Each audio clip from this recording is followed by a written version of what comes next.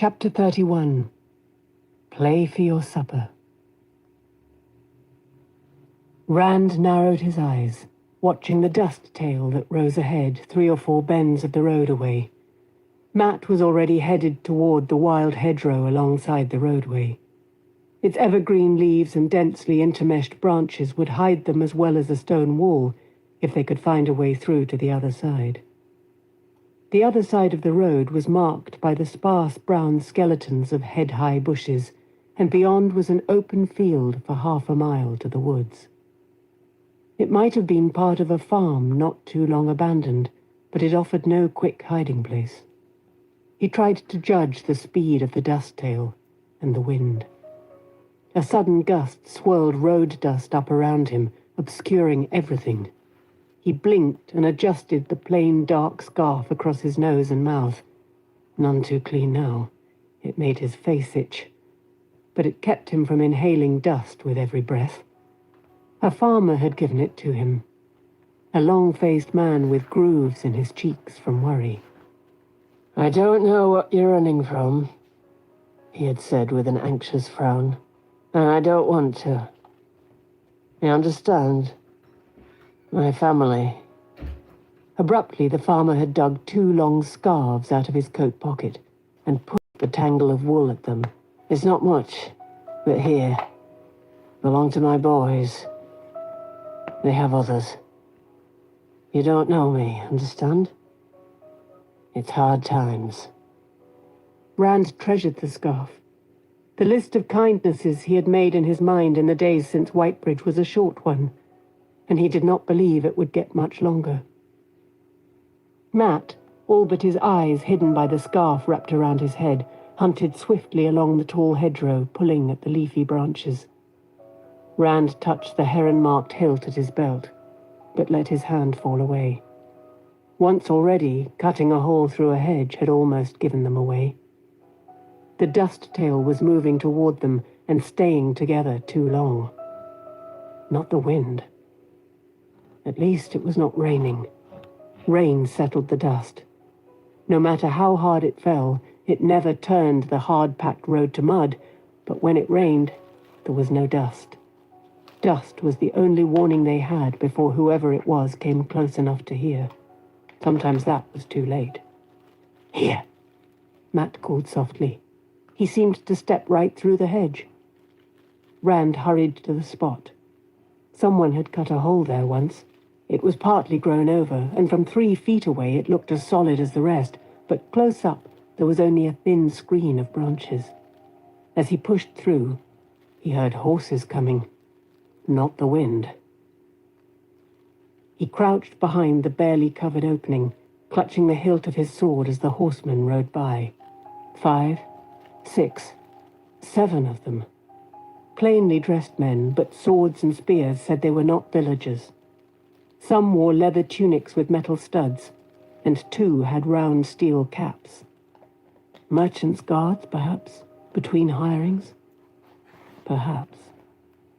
One of them casually swung his eyes toward the hedge as he went by the opening, and Rand bared an inch of his sword. Matt snarled silently like a cornered badger, squinting above his scarf. His hand was under his coat. He always clutched the dagger from Shadala Goth when there was danger. Rand was no longer sure if it was to protect himself or to protect the ruby-hilted dagger. Of late, Matt seemed to forget he had a bow sometimes.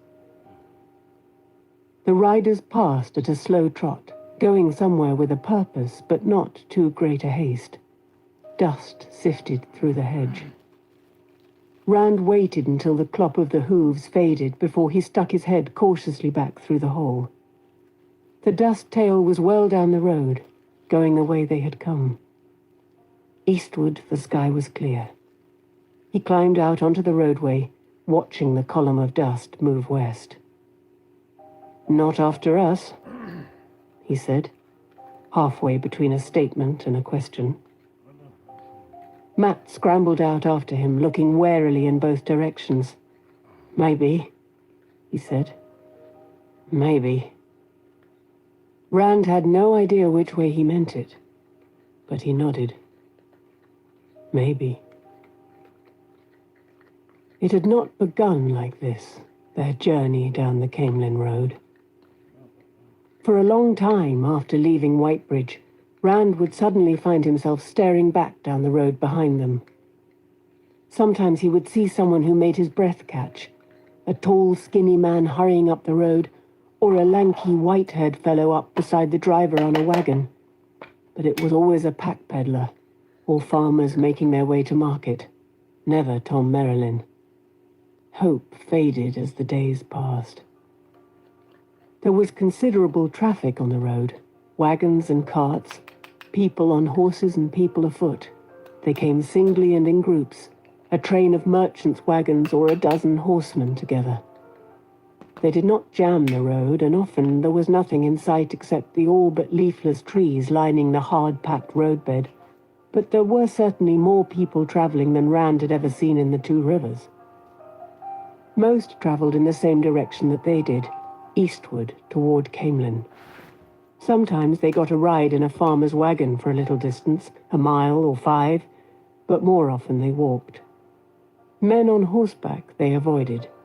When they spotted even one rider in the distance, they scrambled off the road and hid until he was past.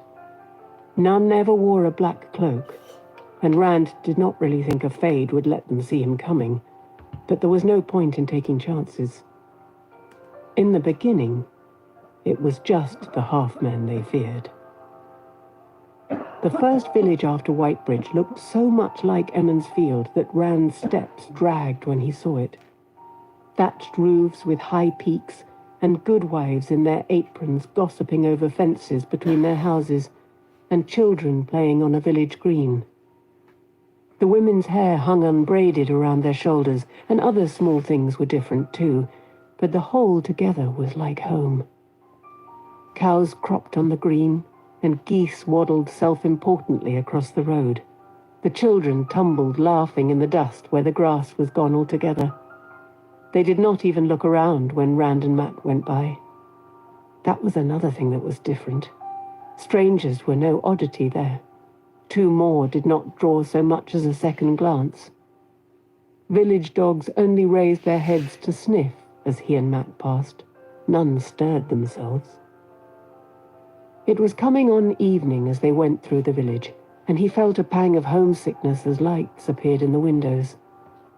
No matter what it looks like, a small voice whispered in his mind, it isn't really home. Even if you go into one of those houses, Tam won't be there. If he was, could you look him in the face? You know now, don't you?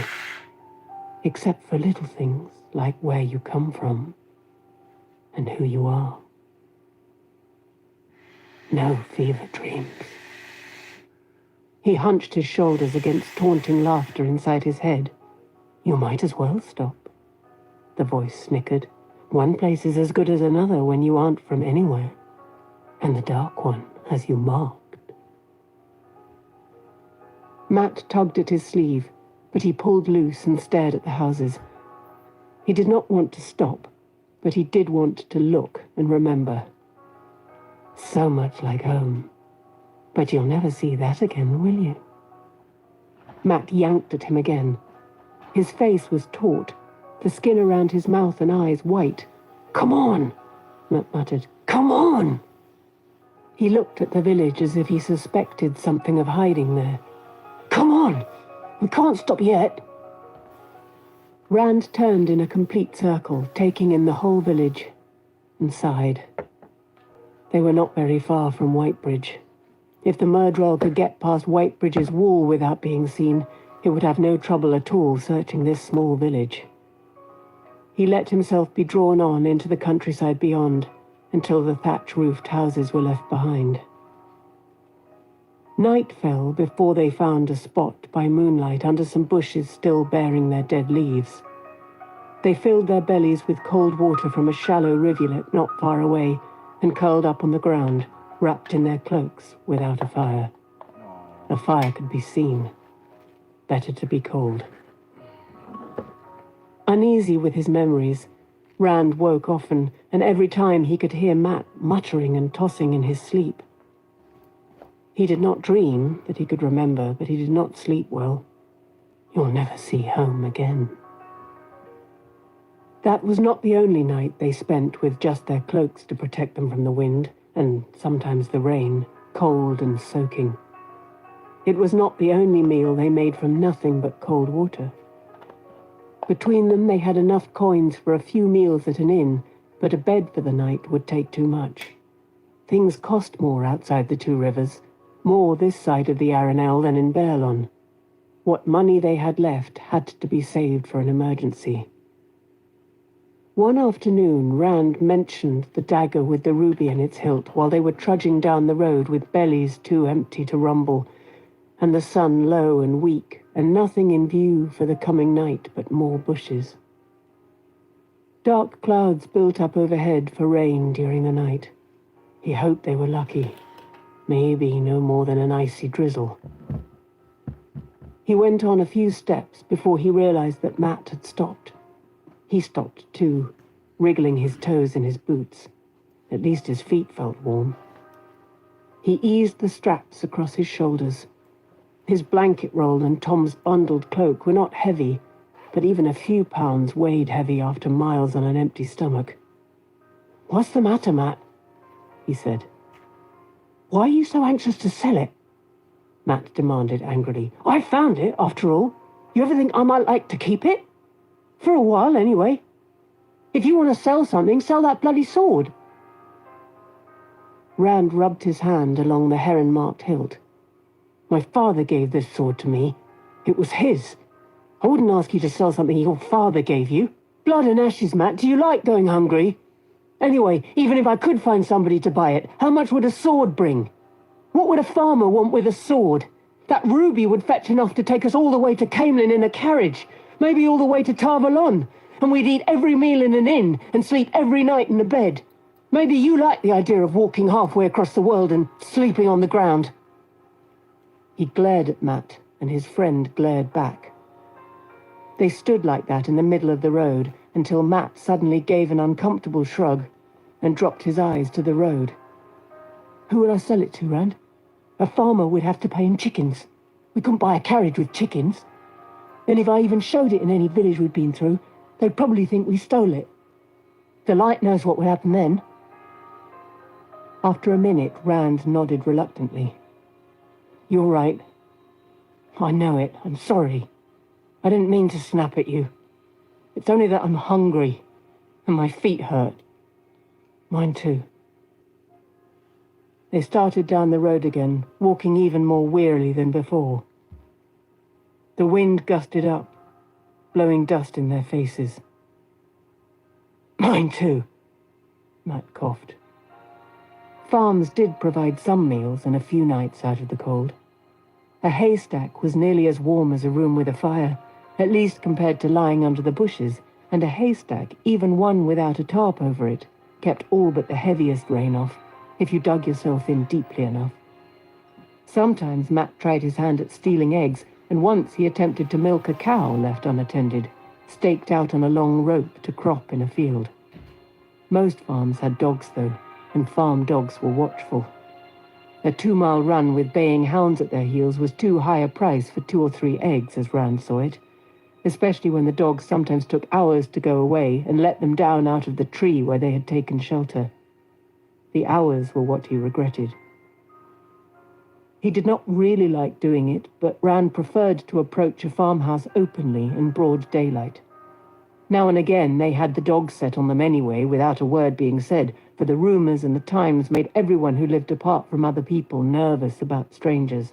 But often an hour or so chopping wood or hauling water would earn a meal and a bed, even if the bed was a pile of straw in the barn. But an hour or two doing chores was an hour or two of daylight when they were standing still, an hour or two for the murdral to catch up. Sometimes he wondered how many miles a fade could cover in an hour. He begrudged every minute of it, though admittedly not so much when he was wolfing down a good wife's hot soup. And when they had no food, knowing they had spent every possible minute moving toward Camelin, did not do much to soothe an empty belly. Rand could not make up his mind if it was worse to lose time or go hungry. But Matt went beyond worrying about his belly or pursuit. "What do we know about them anyway?" Matt demanded one afternoon while they were mucking out stalls on a small farm. "Light, Matt, what do they know about us?" Rand sneezed. They were working stripped to the waist, and sweat and straw covered them both liberally, and motes of straw dust hung in the air. "What I know is they'll give us some roast lamb and a real bed to sleep in." Matt dug his hay fork into the straw and manure and gave a sidelong frown at the farmer, coming from the back of the barn with a bucket in one hand and his milking stool in the other. A stooped old man with skin like leather and thin grey hair, the farmer slowed when he saw Matt looking at him, then looked away quickly and hurried on out of the barn, slopping milk over the rim of the bucket in his haste. "He's up to something, I tell you," Matt said. "See the way he wouldn't meet my eye? Why are they so friendly to a couple of wanderers they never laid eyes on before? Tell me that." "His wife says we remind her of their grandsons. Will you stop worrying about them? What we have to worry about is behind us, I hope." "He's up to something," Matt muttered. When they finished, they washed up at the trough in front of the barn, their shadows stretching long with the sinking sun. Rand toweled off with his shirt as they walked to the farmhouse. The farmer met them at the door. He leaned on a quarterstaff in a too casual manner. Behind him, his wife clutched her apron and peered past his shoulder, chewing her lip. Rand sighed. He did not think he and Matt reminded them of their grandsons any longer. "Our sons are coming to visit tonight," the old man said. "All four of them. I forgot. They're all four coming. Big lads. Strong. Be here any time now. I'm afraid we don't have the bed we promised you." His wife thrust a small bundle wrapped in a napkin past him. "Here, it's bread and cheese and pickles and lamb. Enough for 2 meals, maybe. Here." Her wrinkled face asked them to please take it and go. Rand took the bundle. "Thank you. I understand. Come on, Matt." Matt followed him, grumbling, while he pulled his shirt over his head. Rand thought it best to cover as many miles as they could before stopping to eat. The old farmer had a dog. It could have been worse, he thought. 3 days earlier, while they were still working, they'd had the dogs set on them. The dogs and the farmer and his 2 sons waving cudgels chased them out to the Camelin road and half a mile down it before giving up. They had barely had time to snatch up their belongings and run. The farmer had carried a bow with a broad head arrow nocked. "Don't come back here!" he had shouted after them. "I don't know what you're up to, but don't let me see your shifty eyes again!" Matt had started to turn back, fumbling at his quiver, but Rand pulled him on. "Are you crazy?" Matt gave him a sullen look, but at least he kept running. Rand sometimes wondered if it was worthwhile stopping at farms. The further they went, the more suspicious of strangers Matt became, and the less he was able to hide it, or bothered to. The meals got skimpier for the same work, and sometimes not even the barn was offered as a place to sleep. But then, a solution to all their problems came to Rand, or so it seemed, and it came at Grinwell's farm. Master Grinwell and his wife had 9 children, the eldest a daughter not more than a year younger than Rand and Matt. Master Grinwell was a sturdy man, and with his children he probably had no need of any more help, but he looked them up and down, taking in their travel-stained clothes and dusty boots, and allowed as how he could always find work for more hands. Mistress Grinwell said that if they were going to eat at her table, they would not do it in those filthy things. She was about to do laundry, and some of her husband's old clothes would fit them well enough for working.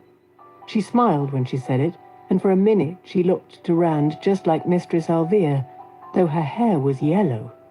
He had never seen hair that colour before.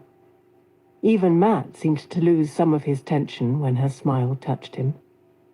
The eldest daughter was another matter. Dark-haired, big-eyed and pretty, Else grinned impudently at them whenever her parents were not looking. While they worked, moving barrels and sacks of grain in the barn, she hung over a stall door, humming to herself and chewing the end of one long pigtail, watching them. Rand she watched especially.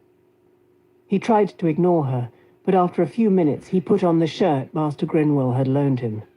It was tight across the shoulders and too short, but it was better than nothing. Else laughed out loud when he tugged it on. He began to think that this time it would not be Matt's fault when they were chased off. Perrin would know how to handle this, he thought. He'd make some offhand comment, and pretty soon she'd be laughing at his jokes instead of mooning around where her father can see. Only he could not think of any offhand comment, or any jokes either. Whenever he looked in her direction, she smiled at him in a way that would have her father loosing the dogs on them if he saw. Once, she told him she liked tall men. All the boys on the farms around there were short. Matt gave a nasty snicker. Wishing he could think of a joke, Rand tried to concentrate on his hay fork. The younger children, at least, were a blessing in Rand's eyes. Matt's wariness always eased a little when there were children around. After supper, they all settled in front of the fireplace, with Master Grinwell in his favourite chair, thumbing his pipe full of tobacco, and Mistress Grinwell fussing with her sewing box and the shirts she had washed for him and Matt. Matt dug out Tom's coloured balls and began to juggle. He never did that unless there were children. The children laughed when he pretended to be dropping the balls, snatching them at the last minute, and they clapped for fountains and figure-eights and a 6-ball circle that he really did almost drop. But they took it in good part, Master Grinwell and his wife applauding as hard as their children. When Matt was done, bowing around the room with as many flourishes as Tom might have made, Rand took Tom's flute from its case. He could never handle the instrument without a pang of sadness. Touching its gold and silver scrollwork was like touching Tom's memory. He never handled the harp, except to see that it was safe and dry. Tom had always said the harp was beyond a farm boy's clumsy hands. But whenever a farmer allowed them to stay, he always played one tune on the flute after supper. It was just a little something extra to pay the farmer, and maybe a way of keeping Tom's memory fresh. With a laughing mood already set by Matt's juggling, he played 3 Girls in the Meadow. Master and Mistress Grinwell clapped along, and the smaller children danced around the floor, even the smallest boy, who could barely walk, stomping his feet in time. He knew he would win no prizes at Beltane, but after Tom's teaching he would not be embarrassed to enter. Else was sitting cross-legged in front of the fire, and as he lowered the flute after the last note, she leaned forward with a long sigh and smiled at him. "You play so beautifully. I never heard anything so beautiful." Mistress Grinwell suddenly paused in her sewing and raised an eyebrow at her daughter, then gave Rand a long, appraising look. He had picked up the leather case to put the flute away, but under her stare he dropped the case and almost the flute too. If she accused him of trifling with her daughter... In desperation, he put the flute back to his lips and played another song, then another and another. Mistress Grinwell kept watching him. He played The Wind That Shakes the Willow, and Coming Home from Tarwin's Gap, and Mistress Aenora's Rooster, and The Old Black Bear. He played every song he could think of, but she never took her eyes off him. She never said anything either, but she watched and weighed. It was late when Master Grinwell finally stood up, chuckling and rubbing his hands together. "Well, this has been rare fun, but it's way past our bedtime. You travelling lads make your own hours, but morning comes early on a farm. I'll tell you, lads, I've paid good money at an inn for no better entertainment than I've had this night. For worse." "I think they should have a reward, Father," Mistress Grinwell said as she picked up her youngest boy, who had long since fallen asleep in front of the fire. "The barn is no fit place to sleep. They can sleep in Elsa's room tonight, and she will sleep with me. Else grimaced. She was careful to keep her head down, but Rand saw it. He thought her mother did too. Master Grinwell nodded. Yes, much better than the barn. If you don't mind sleeping two to a bed, that is. Rand flushed. Mistress Grinwell was still looking at him. I do wish I could hear more of that flute. And your juggling, too, I like that. You know, there's a little task you could help with tomorrow. And they'll be wanting an early start, Father. Mistress Grinwell cut in. Arian is the next village the way they're going, and if they intend to try their luck at the inn there, they'll have to walk all day to get there before dark. Yes, mistress, Rand said. We will. And thank you. She gave him a tight-lipped smile, as if she knew very well that his thanks were for more than her advice, or even supper and a warm bed. The whole next day, Matt twitted him about Else as they made their way down the road. He kept trying to change the subject, and what the Grinwells had suggested about performing at inns was the easiest thing to mind. In the morning, with Else pouting as he left, and Mistress Grinwell watching with a sharp-eyed look of good riddance and soonest mended, it was just something to keep Matt from talking. By the time they did reach the next village, it was something else again. With dusk descending, they entered the only inn in Arian, and Rand spoke to the innkeeper. He played ferry o'er the river, which the plump innkeeper called Darling Sarah, and part of the road to Dun Aran, and Matt did a little juggling, and the upshot was that they slept in a bed that night and ate roasted potatoes and hot beef. It was the smallest room in the inn, to be sure, up under the eaves in the back, and the meal came in the middle of a long night of playing and juggling, but it was still a bed beneath a roof. Even better to Rand, every daylight hour had been spent travelling, and the inn's patrons did not seem to care if Matt stared at them suspiciously.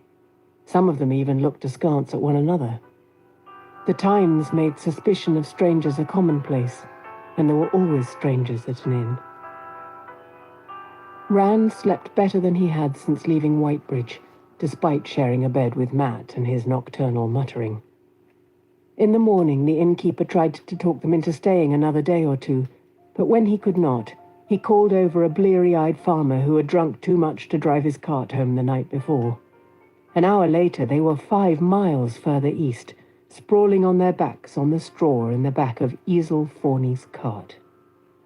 That became the way of their travelling. With a little luck, and maybe a ride or two, they could almost always reach the next village by dark. If there was more than one inn in a village, the innkeepers would bid for them once they heard Rand's flute and saw Matt juggle. Together, they still did not come close to a gleeman, but they were more than most villages saw in a year. 2 or 3 inns in a town meant a better room with 2 beds and more generous portions of a better cut of meat, and sometimes even a few coppers in their pockets when they left besides. In the mornings, there was almost always someone to offer a ride. Another farmer who had stayed too late and drunk too much, or a merchant who had liked their entertainment enough not to mind if they hopped up on the back of one of his wagons. Rand began to think their problems were over till they reached Camelin. But then, they came to 4 kings.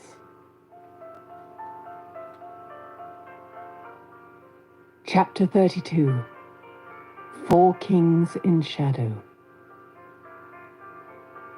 The village was bigger than most, but still a scruffy town to bear a name like 4 Kings. As usual, the Camelin road ran straight through the centre of the town, but another heavily travelled highway came in from the south, too. Most villages were markets and gathering places for the farmers of the area, but there were few farmers to be seen here. 4 Kings survived as a stopover for merchants' wagon trains on their way to Camelin and to the mining towns in the mountains of mist beyond Berlon, as well as the villages between. The southern road carried Lugard's trade with the mines in the west. Lugarder merchants going to Camelin had a more direct route. The surrounding country held few farms, barely enough to feed themselves and the town, and everything in the village centered on the merchants and their wagons, the men who drove them and the laborers who loaded the goods. Plots of bare earth, ground to dust lay scattered through Four Kings, filled with wagons parked wheel to wheel and abandoned except for a few bored guards. Stables and horse lots lined the streets, all of which were wide enough to allow wagons to pass and deeply rutted from too many wheels. There was no village green, and the children played in the ruts, dodging wagons and the curses of wagon drivers. Village women, their heads covered with scarves, kept their eyes down and walked quickly, sometimes followed by wagoners' comments that made Rand blush. Even Matt gave a start at some of them. No woman stood gossiping over a fence with a neighbor. Drab wooden houses stood cheek by jowl, with only narrow alleys between and whitewash, where anyone had bothered to whitewash the weathered boards, faded as if it had not been freshened in years. Heavy shutters on the houses had not been open in so long that the hinges were solid lumps of rust. Noise hung over everything, clanging from blacksmiths, shouts from the wagon drivers, raucous laughter from the town's inns. Rand swung down from the back of a merchant's canvas-topped wagon as they came abreast of a garishly painted inn, all greens and yellows that caught the eye from afar among the leaden houses. The line of wagons kept moving. None of the drivers even seemed to notice that he and Matt had gone. Dusk was falling, and they all had their eyes on unhitching the horses and reaching the inns. Rand stumbled in a rut, then leaped quickly to avoid a heavy-laden wagon clattering the other way. The driver shouted a curse at him as the wagon rolled by. A village woman stepped around him and hurried on without ever meeting his eye. "I don't know about this place," he said. He thought he could hear music mixed in the din, but he could not tell from where it was coming. From the inn, maybe? But it was hard to be sure. "I don't like it. Maybe we'd better go on this time." Matt gave him a scornful look, then rolled his eyes at the sky. Dark clouds thickened overhead. "And sleep under a hedge tonight, in that? I'm used to a bed again." He cocked his head to listen, then grunted. "Maybe one of these places doesn't have musicians. Anyway, I'll bet they don't have a juggler." He slung his bow across his shoulders and started for the bright yellow door, studying everything through narrowed eyes. Rand followed doubtfully. There were musicians inside, their zither and drum almost drowned in coarse laughter and drunken shouting. Rand did not bother to find the landlord. The next two inns had musicians as well, and the same deafening cacophony. Roughly dressed men filled the tables and stumbled across the floor, waving mugs and trying to fondle serving maids who dodged with fixed, long-suffering smiles. The buildings shook with the racket, and the smell was sour, a stench of old wine and unwashed bodies. Of the merchants in their silk and velvet and lace there was no sign. Private dining rooms above stairs protected their ears and noses. He and Matt only put their heads in the doors before leaving. He was beginning to think they would have no choice but to move on. The fourth inn, the Dancing Cartman, stood silent. It was as gaudy as the other inns, yellow-trimmed in bright red and bilious, eye-wrenching green, though here the paint was cracked and peeling. Rand and Matt stepped inside. Only half a dozen men sat at the tables that filled the common room, hunched over their mugs, each one glumly alone with his thoughts. Business was definitely not good, but it had been better once. Exactly as many serving maids as there were patrons busied themselves around the room. There was plenty for them to do. Dirt crusted the floor, and cobwebs filled the corners of the ceiling, but most were not doing anything really useful, only moving so they would not be seen standing still. A bony man with long, stringy hair to his shoulders turned to scowl at them as they came through the door.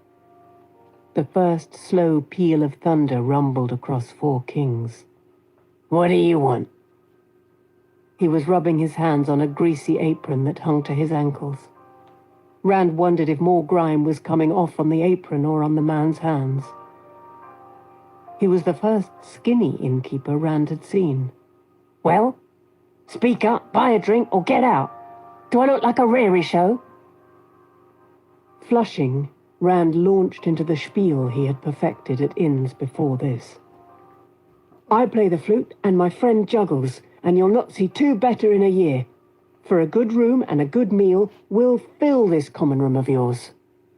He remembered the filled common rooms he had already seen that evening, especially the man who had vomited right in front of him at the last one. He had had to step lively to keep his boots untouched. He faltered, but caught himself and went on. We'll fill your inn with men who will repay the little we cost 20 times over with the food and drink they buy. Why should... I've got a man plays the dulcimer, the innkeeper said sourly. You ever drunk, Samuel Hake?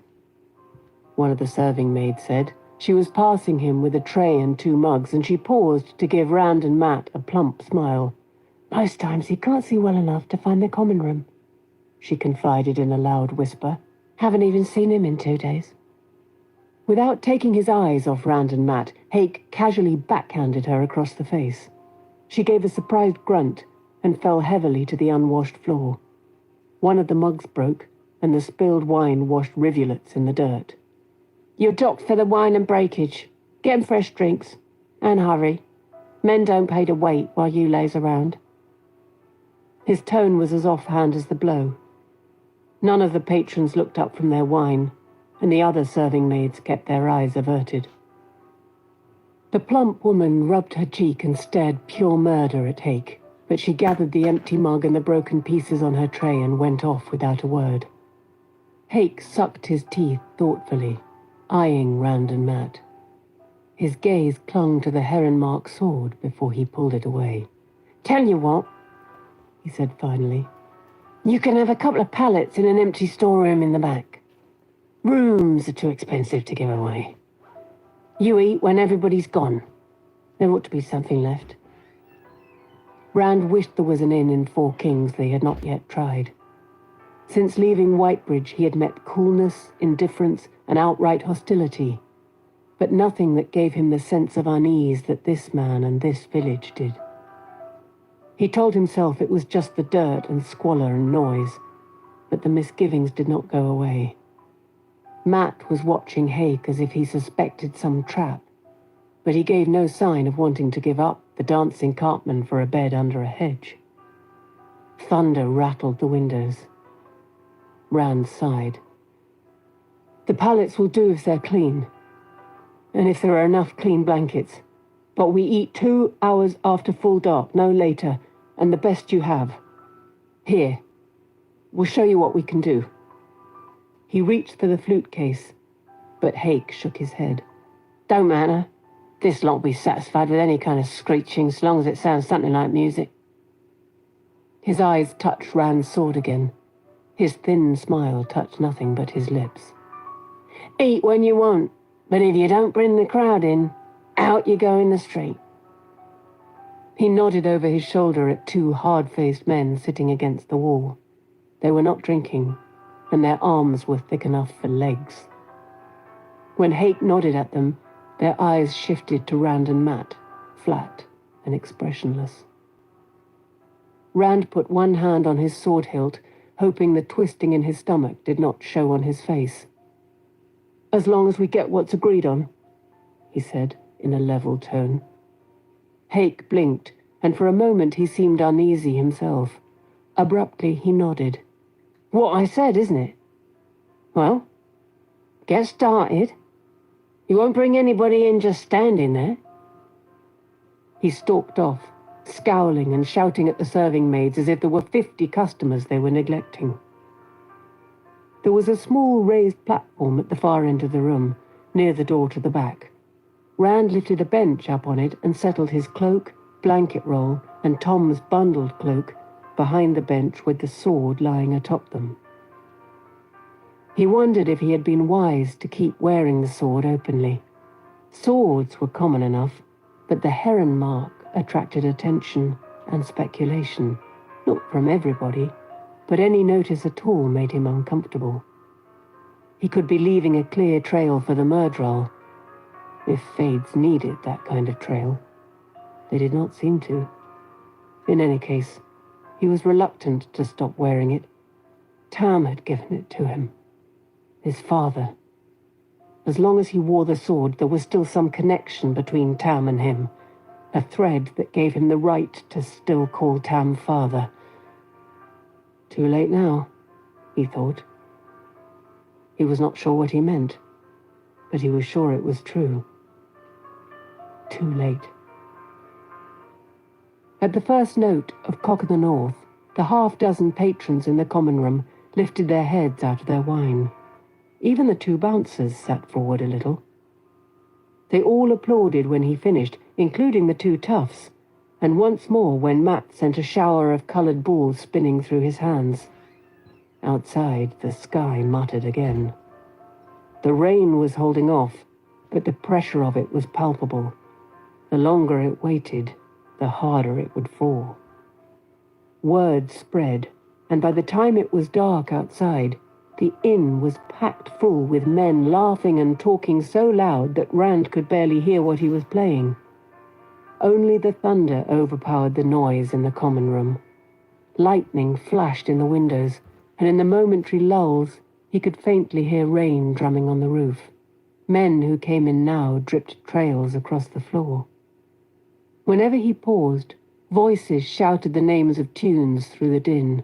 A good many names he did not recognize, though when he got someone to hum a bit of it, he often found he did know the song. It had been that way other places before. Jolly Jame was Rhea's fling here, and had been Colours of the Sun at an earlier stop.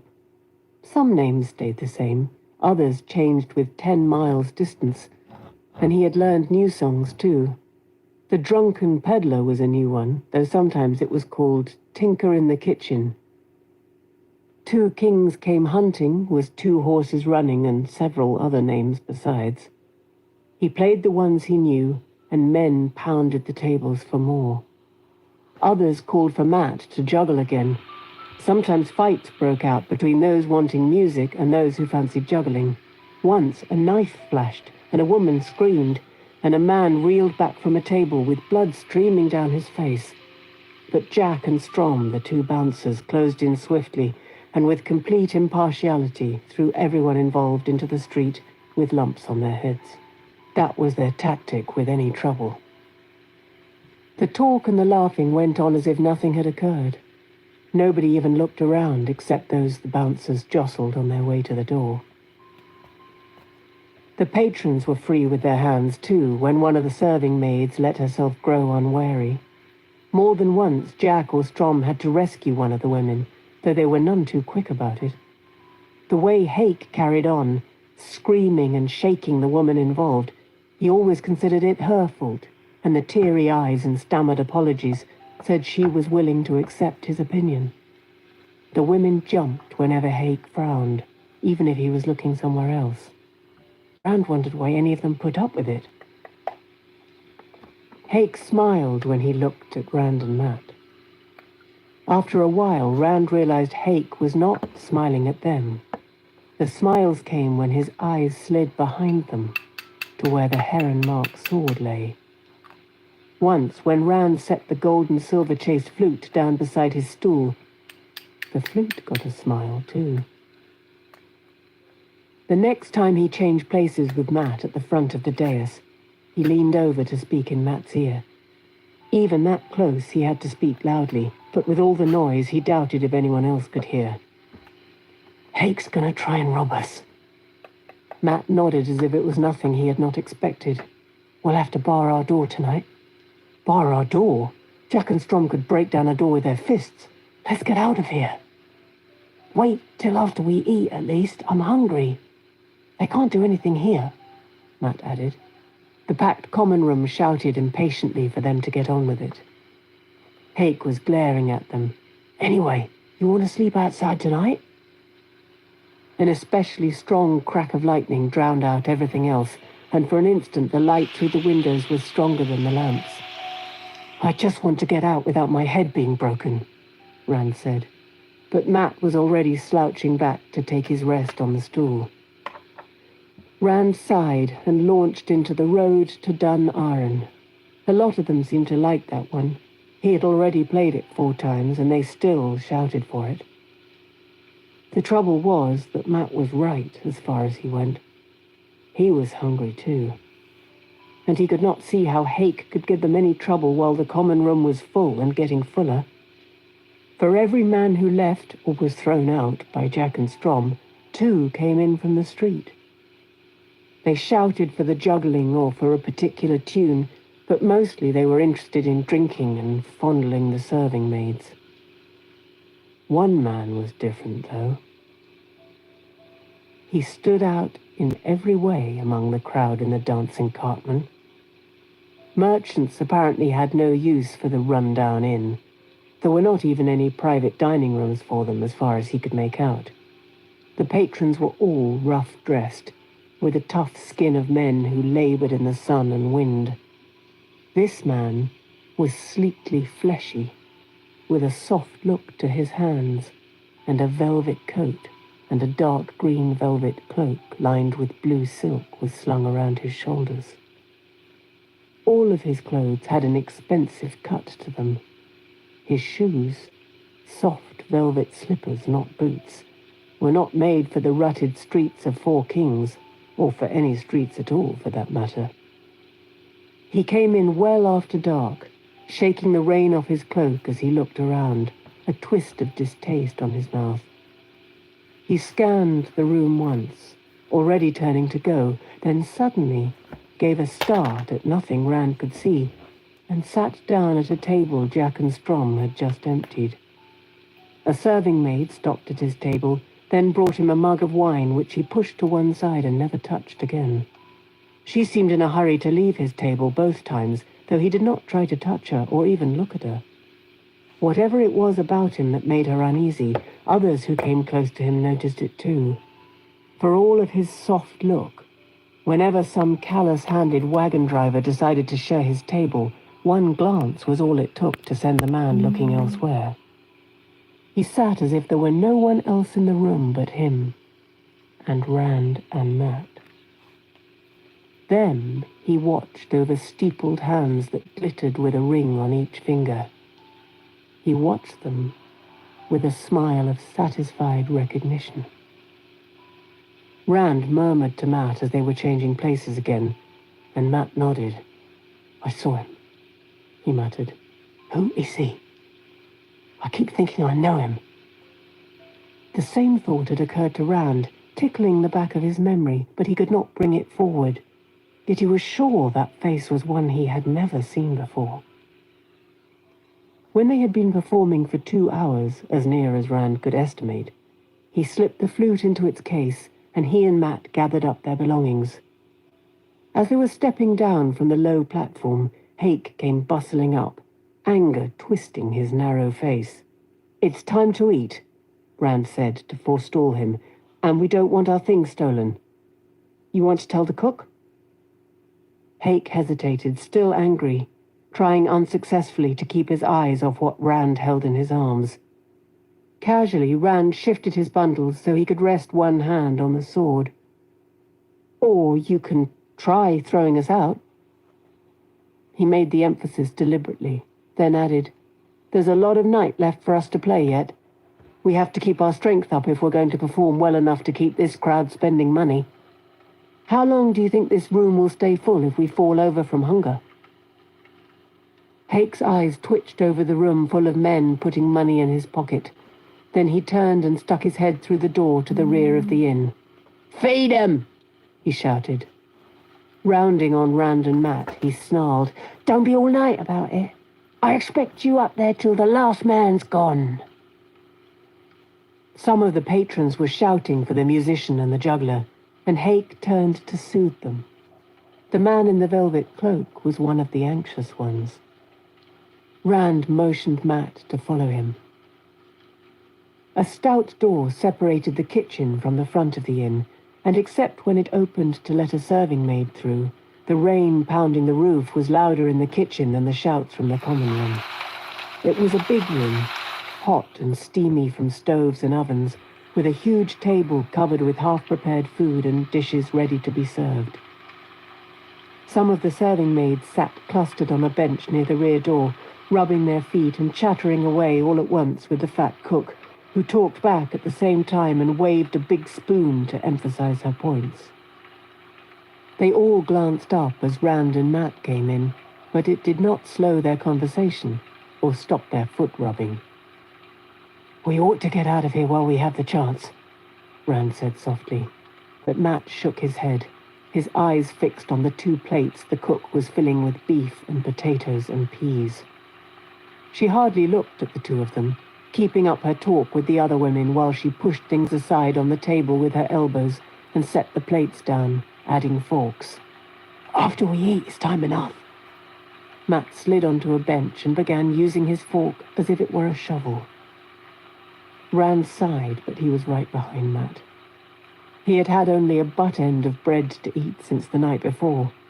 His belly felt as empty as a beggar's purse, and the cooking smells that filled the kitchen did not help. He quickly had his mouth full, though Matt was getting his plate refilled by the cook before he had finished half of his. He did not mean to eavesdrop on the women's talk, but some of the words reached out and grabbed him. "Sounds crazy to me." "Crazy or not, it's what I hear. He went to half the inns in town before he came here. Just walked in, looked around, and walked out without saying one word, even at the Royal Inn, like it wasn't raining at all. Maybe he thought here was the most comfortable." That brought gales of laughter. "What I hear is he didn't even get to Four Kings till after nightfall, and his horses blowing like they've been pushed hard." "Where'd he come from to get caught out after dark? Nobody but a fool or a madman travels anywhere and plans it that badly." "Well, maybe he's a fool, but he's a rich one. I hear he even has another carriage for his servants and baggage. There's money there, mark my words. Did you see that cloak of his? I wouldn't mind having that my own self. Nah, he's a little plump for my taste, but I always say a man can't be too fat if enough gold comes with it." They all doubled over giggling, and the cook threw back her head and roared with laughter. Rand dropped his fork on his plate. A thought he did not like bubbled in his head. "I'll be back in a minute," he said. Matt barely nodded, stuffing a piece of potato into his mouth. Rand picked up his sword belt along with his cloak as he stood, and buckled it around his waist on the way to the back door. No one paid him any mind. The rain was bucketing down. He swung his cloak around his shoulders and pulled the hood over his head, holding the cloak closed as he trotted across the stable yard. A curtain of water hid everything except when lightning flashed, but he found what he was hunting. The horses had been taken into the stable, but the 2 black lacquered carriages glistened wetly outside. Thunder grumbled, and a bolt of lightning streaked above the inn. In the brief burst of light, he made out a name in gold script on the coach doors. Howell Goad. Unmindful of the rain beating at him, he stood staring at the name he could no longer see.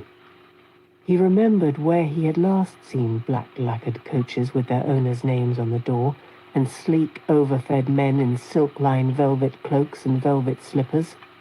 Whitebridge. A Whitebridge merchant could have a perfectly legitimate reason to be on his way to Camelin.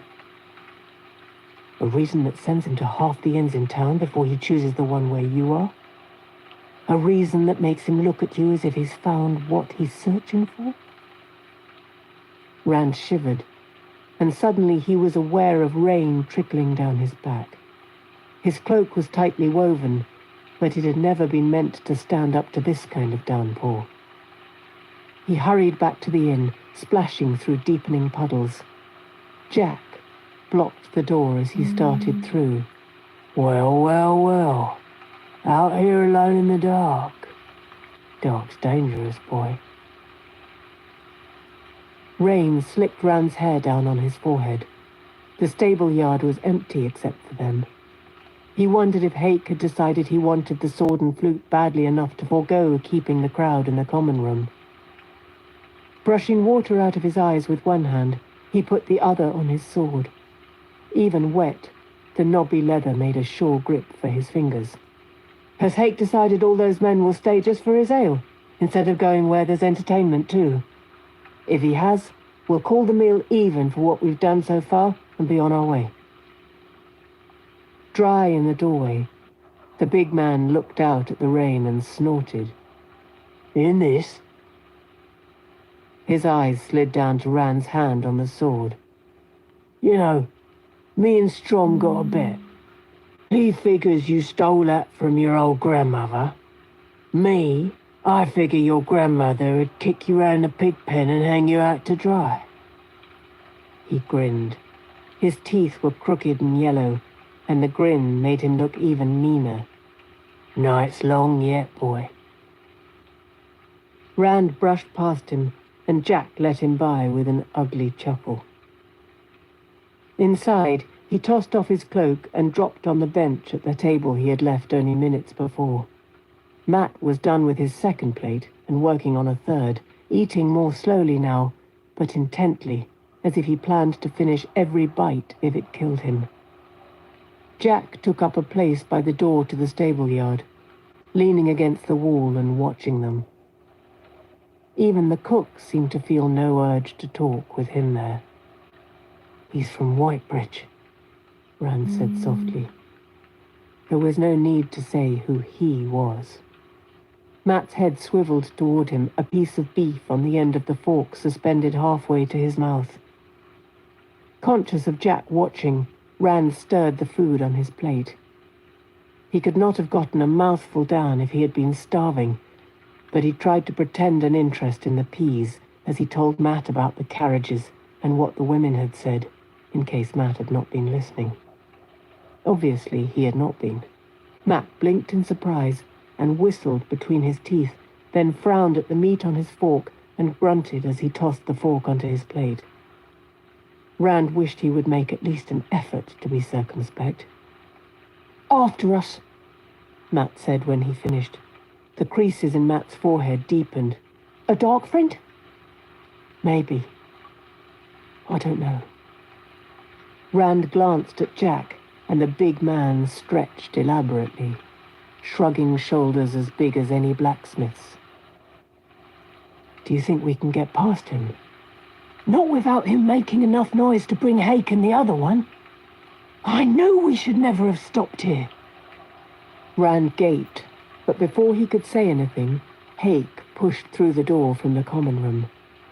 Strom bulked large over his shoulder. Jack stepped in front of the back door. You gonna eat all night? Hake barked. I didn't feed you so you could lie around out here. Rand looked at his friend. Later, Matt mouthed, and they gathered their things under the watchful eyes of Hake, Strom, and Jack. In the common room, cries for juggling and the names of tunes burst through the clamour as soon as Rand and Matt appeared. The man in the velvet cloak, Howell Goad, still appeared to ignore everyone around him, but he was nonetheless seated on the edge of his chair. At the sight of them, he leaned back, the satisfied smile returning to his lips.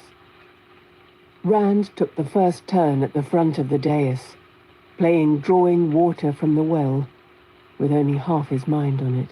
No one seemed to notice the few wrong notes. He tried to think of how they were going to get away, and tried to avoid looking at Goad, too. If he was after them, there was no point in letting him know they knew it.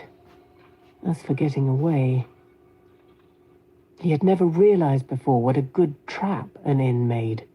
Hake, Jack, and Strom did not even have to keep a close eye on them. The crowd would let them know if he or Matt left the dais. As long as the common room was full of people, Hake could not send Jack and Strom after them, but as long as the common room was full of people, they could not get away without Hake knowing. And Goad was watching their every move, too. It was so funny, he would have laughed if he had not been on the point of throwing up. They would just have to be wary and wait their chance. When he changed places with Matt, Rand groaned to himself.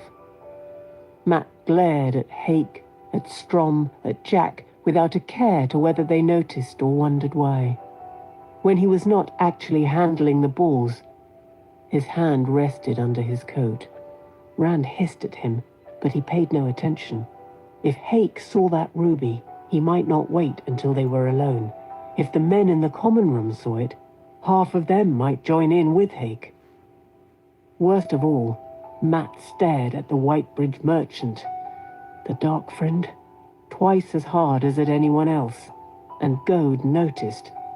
There was no way he could avoid noticing. But it did not disturb his aplomb in the least. His smile deepened, if anything, and he nodded to Matt as if to an old acquaintance, then looked at Rand and raised a questioning eyebrow. Rand did not want to know what the question was. He tried to avoid looking at the man, but he knew it was too late for that. Too late. Too late again. Only one thing seemed to shake the velvet-cloaked man's equilibrium. Rand's sword. He had left it on. 2 or 3 men staggered up to ask if he thought his playing was so bad that he needed protection, but none of them had noticed the heron on the hilt. Goad noticed. His pale hands clenched, and he frowned at the sword for a long time before his smile came back. When it did, it was not as sure as before. One good thing at least, Rand thought. If he believes I can live up to the heron mark, maybe he'll leave us alone.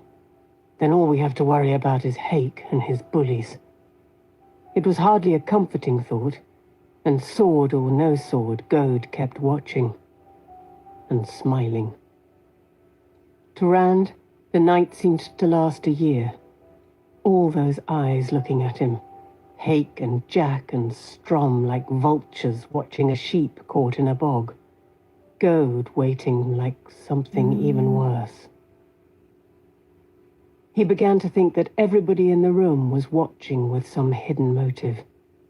Sour wine fumes and the stench of dirty, sweating bodies made his head swim, and the din of voices beat at him till his eyes blurred, and even the sound of his own flute scratched at his ears.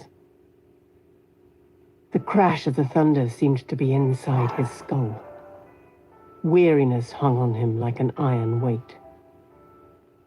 Eventually, the need to be up with the dawn began to pull men reluctantly out into the dark. A farmer had only himself to answer to, but merchants were notoriously unfeeling about hangovers when they were paying drivers' wages. In the small hours, the common room slowly emptied, as even those who had rooms above stairs staggered off to find their beds. Goad was the last patron. When Rand reached for the leather flute case, yawning, Goad stood up and slung his cloak over his arm. The serving maids were cleaning up, muttering among themselves about the mess of spilled wine and broken crockery. Hake was locking the front door with a big key. Goad cornered Hake for a moment, and Hake called one of the women to show him to a room. The velvet-cloaked man gave Matt and Rand a knowing smile before he disappeared upstairs. Hake was looking at Rand and Matt. Jack and Strom stood at his shoulders. Rand hastily finished hanging his things from his shoulders, holding them all awkwardly behind him with his left hand so he could reach his sword. He made no move toward it, but he wanted to know it was ready. He suppressed a yawn. How tired he was something they should not know. Matt shouldered his bow and his few other belongings awkwardly, but he put his hand under his coat as he watched Hake and his toughs approach. Hake was carrying an oil lamp, and to Rand's surprise, he gave a little bow and gestured to a side door with it. "Your pallets are this way." Only a slight twist of his lips spoiled his act. Matt thrust his chin out at Jack and Strom. "You need those two to show us to our beds?" "I'm a man of property," Hake said, smoothing the front of his soiled apron. "And men of property Can't be too careful. A crash of thunder rattled the windows, and he glanced significantly at the ceiling, then gave them a toothy grin. You want to see your beds or not? Rand wondered what would happen if he said they wanted to leave. If you really did know more about using a sword than the few exercises Lan showed you. Lead the way, he said, trying to make his voice hard. I don't like having anybody behind me. Strom snickered, but Hake nodded placidly and turned toward the side door, and the two big men swaggered after him. Taking a deep breath, Rand gave a wishful glance at the door to the kitchen. If Hake had already locked the back door, running now would only begin what he was hoping to avoid. He followed the innkeeper glumly. At the side door, he hesitated, and Matt crowded into his back. The reason for Hake's lamp was apparent. The door let into a hall as black as pitch. Only the lamp Hake carried, silhouetting Jack and Strom, gave him the courage to keep on. If they turned, he would know it. And do what? The floor creaked under his boots. The hall ended in a rough, unpainted door.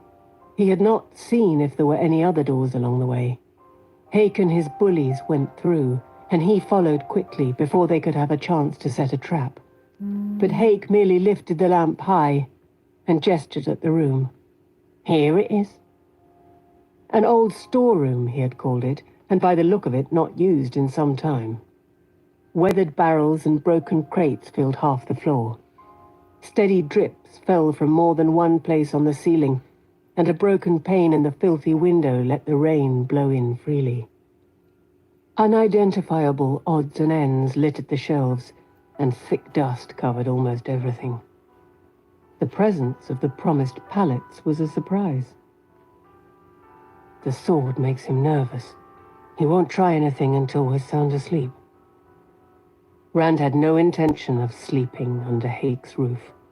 As soon as the innkeeper left, he intended to be out the window. It'll do, he said. He kept his eyes on Hake, wary for a signal to the two grinning men at the innkeeper's side. It was an effort not to wet his lips.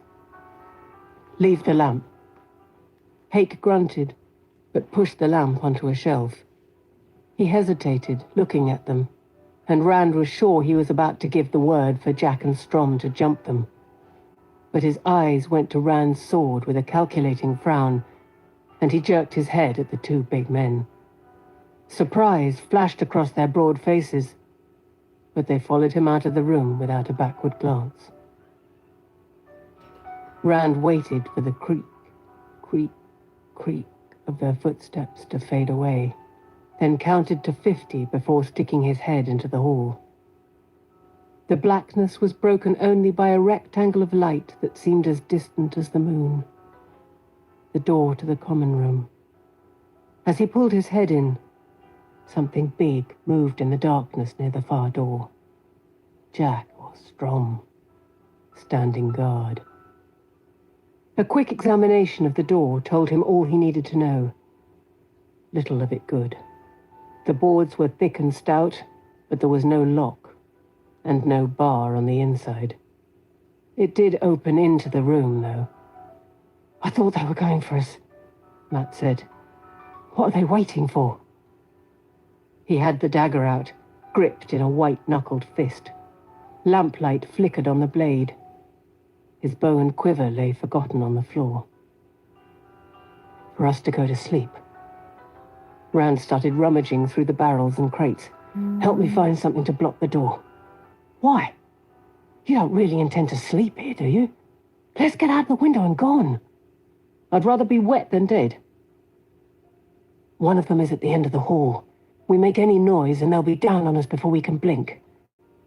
I think Hake would rather face us awake than risk letting us get away. Muttering, Matt joined his search, but there was nothing useful in any of the litter on the floor. The barrels were empty, the crates splintered, and the whole lot of them piled in front of the door would not stop anyone from opening it. Then something familiar on a shelf caught Rand's eye. 2 splitting wedges covered with rust and dust. He took them down with a grin. Hastily, he shoved them under the door, and when the next roll of thunder rattled the inn, drove them in with 2 quick kicks of his heel. The thunder faded, and he held his breath, listening. All he heard was the rain pounding on the roof. No floorboards creaking under running feet. "The window," he said. It had not been opened in years from the dirt crusted around it. They strained together, pushing up with all their might. Rand's knees wobbled before the sash budged. It groaned with each reluctant inch. When the opening was wide enough for them to slip through, he crouched, then stopped. "Blood and ashes," Matt growled. "No wonder Hake wasn't worried about us slipping out." Iron bars in an iron frame glistened wetly in the light from the lamp. Rand pushed at them. They were as solid as a boulder. "I saw something," Matt said. He pawed hurriedly through the litter on the shelves and came back with a rusty crowbar. He rammed the end of it under the iron frame on one side, and Rand winced. "Remember the noise, Matt?" Matt grimaced and muttered under his breath, but he waited. Rand put his hands on the crowbar and tried to find good footing in the growing puddle of water under the window. Thunder rolled, and they heaved. With a tortured squeal of nails that made the hairs lift on Rand's neck, the frame shifted. 1/4 of an inch, if that. Timing themselves to peals of thunder and lightning cracks, they heaved on the crowbar again and again. Nothing. 1/4 of an inch. Nothing. A hair's breadth. Nothing. Nothing. Suddenly, Rand's feet slipped in the water and they crashed to the floor. The crowbar clattered against the bars like a gong. He lay in a puddle, holding his breath and listening. Silence, but for the rain. Matt nursed bruised knuckles and glared at him. "We'll never get out at this rate." The iron frame was pushed out from the window not quite far enough to get 2 fingers under it. Dozens of thick nails crossed the narrow opening. "We just have to keep trying," Rand said, getting up. But as he set the crowbar under the edge of the frame, the door creaked as someone tried to open it. The splitting wedges held it shut. He exchanged a worried look with Matt. Matt pulled the dagger out again. The door gave another skreak. Rand took a deep breath and tried to make his voice steady. "Go away, Hake. We're trying to sleep." "I fear you mistake me." The voice was so sleek and full of itself that it named its owner. Howell Goad. "Master Hake and his minions will not trouble us. They sleep soundly, and in the morning they will only be able to wonder where you vanished to. Let me in, my young friends. We must talk." "We don't have anything to talk to you about," Matt said. "Go away and let us sleep." Goad's chuckle was nasty. "Of course we have things to talk about. You know that as well as I. I saw it in your eyes. I know what you are, perhaps better than you do. I can feel it coming from you in waves. Already you halfway belong to my master. Stop running and accept it. Things will be so much easier for you. If the Tarvalon hags find you, you'll wish you could cut your own throat before they are done, but you won't be able to. Only my master can protect you from them." Rand swallowed hard. "We don't know what you're talking about. Leave us alone." The floorboards in the hall squeaked. Goad was not alone. How many men could he have brought in 2 carriages? "Stop being foolish, my young friends. You know very well. The great Lord of the Dark has marked you for his own. It is written that when he awakes, the new Dreadlords will be there to praise him. You must be two of them, else I would not have been sent to find you. Think of it. Life everlasting, and power beyond dreams. His voice was thick with hunger for that power himself. Rand glanced back at the window just as lightning split the sky, and he almost groaned. The brief flash of light showed men outside, men ignoring the rain that drenched them as they stood watching the window. "I tire of this," Gode announced. "You will submit to my master, to your master, or you will be made to submit. That would not be pleasant for you. The great Lord of the Dark rules death, and he can give life in death or death in life as he chooses. Open this door. One way or another, your running is at an end. Open it, I say." He must have said something else too, for suddenly a heavy body thudded against the door. It shivered, and the wedges slid a fraction of an inch, with a grate of rust rubbing off on wood. Again and again the door trembled as bodies hurled themselves at it. Sometimes the wedges held, sometimes they slid another tiny bit, and bit by tiny bit, the door crept inexorably inward. "Submit," Gode demanded from the hall, "or spend eternity wishing that you had." "If we don't have any choice." Matt licked his lips under Rand's stare. His eyes darted like the eyes of a badger in a trap. His face was pale, and he panted as he spoke. "We could say yes and then get away later. Blood and ashes, Rand, there's no way out." The words seemed to drift to Rand through wool stuffed in his ears. No way out. Thunder muttered overhead and was drowned in a slash of lightning. Have to find a way out. Gode called to them, demanding, appealing. The door slid another inch toward being open. A way out. Light filled the room, flooding vision. The air roared and burned.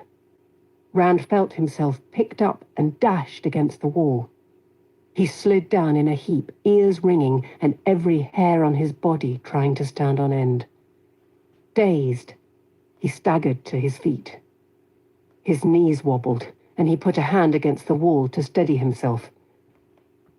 He looked around in amazement. The lamp, lying on its side on the edge of one of the few shelves still clinging to the walls, still burned and gave light. All the barrels and crates, some blackened and smouldering, lay toppled where they had been hurled. The window, bars and all, and most of the wall too, had vanished, leaving a splintered hole. The roof sagged, and tendrils of smoke fought the rain around the jagged edges of the opening. The door hung off its hinges, jammed in the doorframe at an angle slanting into the hall. With a feeling of woozy unreality, he stood the lamp up. It seemed the most important thing in the world was making sure it did not break. A pile of crates suddenly heaved apart, and Matt stood up in the middle of it. He weaved on his feet, blinking and fumbling at himself as if wondering if everything was still attached. He peered toward Rand. "Rand? Is that you? You're alive? I thought we were both..." He broke off, biting his lip and shaking. It took Rand a moment to realize he was laughing and on the edge of hysteria. "What happened, Matt? Matt? Matt! What happened?" One last shiver racked Matt, and then he was still. "Lightning, Rand. I was looking right at the window when it hit the bars. Lightning!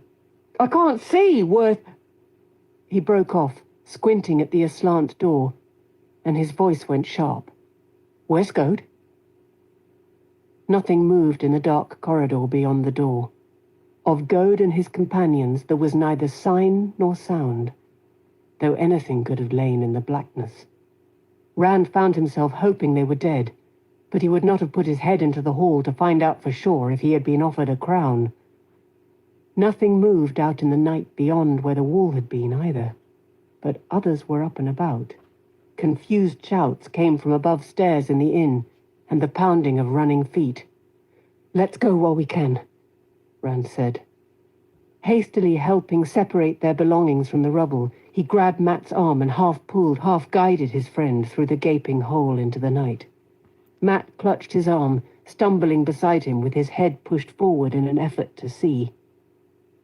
As the first rain hit Rand's face, lightning forked above the inn, and he came to a convulsive stop. Goad's men were still there, lying with their feet toward the opening. Pelted by the rain, their open eyes stared at the sky. "What is it?" Matt asked. "Blood and ashes, I can hardly see my own bloody hand." "Nothing," Rand said. "Look. The light zone. Is it?" Shivering, he carefully guided Matt around the bodies. "Just the lightning." There was no light, save the lightning, and he stumbled in the ruts as they ran staggering away from the inn. With Matt almost hanging on him, every stumble almost pulled them both down. But tottering, panting, they ran. Once he looked back. Once, before the rain thickened to a deafening curtain that blotted the dancing cartman from sight. Lightning silhouetted the figure of a man at the back of the inn, a man shaking his fist at them, or at the sky. Goad or Hake, he did not know, but either one was as bad as the other. The rain came in a deluge, isolating them in a wall of water. He hurried through the night, listening through the roar of the storm for the sound of pursuit. Chapter 33. The Dark Waits. Under a leaden sky, the high-wheeled cart bumped east along the Camelin road. Rand pulled himself out of the straw in back to look over the side. It was easier than it had been an hour earlier. His arms felt as if they might stretch instead of drawing him up, and for a minute his head wanted to keep on going and float away. But it was easier. He hooked his elbows over the low slats and watched the land roll past. The sun, still hidden by dull clouds, yet stood high overhead. But the cart was clattering into another village of vine-covered red brick houses. Towns had been getting closer together since Four Kings. Some of the people waved or called a greeting to Hyam Kinch, the farmer whose cart it was. Master Kinch, leathery-faced and taciturn, shouted back a few words each time around the pipe in his teeth. The clenched teeth made what he said all but unintelligible, but it sounded jovial and seemed to satisfy. They went back to what they were doing without another glance at the cart. No one appeared to pay any mind to the farmer's 2 passengers. The village inn moved through Rand's field of vision. It was whitewashed with a grey slate roof. People bustled in and out, nodding casually and waving to one another. Some of them stopped to speak. They knew one another. Villagers, mostly, by their clothes. Boots and trousers and coats, not much different from what he wore himself, though with an inordinate fondness for colourful stripes. The women wore deep bonnets that hid their faces, and white aprons with stripes. Maybe they were all townsmen and local farm folk. Does that make any difference? He dropped back on the straw, watching the village dwindle between his feet. Fenced fields and trimmed hedges lined the road, and small farmhouses with smoke rising from red brick chimneys. The only woods near the road were coppices, well tended for firewood, tame as a farmyard. But the branches stood leafless against the sky, as stark as in the wild woods to the west. A line of wagons heading the other way rumbled down the center of the road, crowding the cart over onto the verge. Master Kinch shifted his pipe to the corner of his mouth and spat between his teeth. With one eye on his offside wheel to make sure it did not tangle in the hedge, he kept the cart moving. His mouth tightened as he glanced at the merchant's train. None of the wagon drivers, cracking their long whips in the air above 8-horse teams, none of the hard-faced guards slouching in their saddles alongside the wagons looked at the cart. Rand watched them go, his chest tight. His hand was under his cloak, gripping his sword hilt, until the last wagon lurched by. As that final wagon rattled away toward the village they had just left, Matt turned on the seat beside the farmer and leaned back until he found Rand's eyes. The scarf that did duty for dust, when need be, shaded his own eyes, folded over thickly and tied low around his forehead. Even so, he squinted in the grey daylight. "You see anything back there?" he asked quietly. "What about the wagons?" Rand shook his head, and Matt nodded. He had seen nothing either. Master Kinch glanced at them out of the corner of his eye, then shifted his pipe again and flapped the reins. That was all, but he had noticed. The horse picked up the pace a step. "Your eyes still hurt?" Rand asked. Matt tucked the scarf around his head. "No, not much. Not unless I look almost right at the sun, anyway. What about you? Are you feeling any better?" "Some." He really was feeling better, he realized. It was a wonder to get over being sick so fast. More than that, it was a gift of the light. It has to be the light. It has to be. Suddenly, a body of horsemen was passing the cart, heading west like the merchants' wagons. Long white collars hung down over their mail and plate, and their cloaks and undercoats were red like the gate tenders' uniforms in Whitebridge, but better made and better fitting. Each man's conical helmet shone like silver. They sat their horses with straight backs. Thin red streamers fluttered beneath the heads of their lances, every lance held at the same angle. Some of them glanced into the cart as they passed in 2 columns. A cage of steel bars masked each face. Rand was glad his cloak covered his sword. A few nodded to Master Kinch, not as if they knew him, but in a neutral greeting. Master Kinch nodded back in much the same way, but despite his unchanging expression, there was a hint of approval in his nod. Their horses were at a walk, but with the speed of the cart added, they went by quickly. With a part of his mind, Rand counted them. 10, 20, 30, 32. He raised his head to watch the columns move on down the Camelin road. "Who were they?" Matt asked, half wondering, half suspicious. "Queen's guards," Master Kinch said around his pipe. He kept his eyes on the road ahead. "Won't go much further than Breen Spring, less they're called for. Not like the old days." He sucked on his pipe, then added, "I suppose these days there's parts of the realm don't see the guards in a year or more. Not like the old days." "What are they doing?" Rand asked. The farmer gave him a look. "Keeping the Queen's peace and upholding the Queen's law." He nodded to himself as if he liked the sound of that, and added, "Searching out malefactors and seeing them before a magistrate." He let out a long streamer of smoke. "You two must be from pretty far off not to recognize the Queen's Guard." "Where are you from?" "Far off," Matt said at the same instant that Rand said, "The 2 rivers."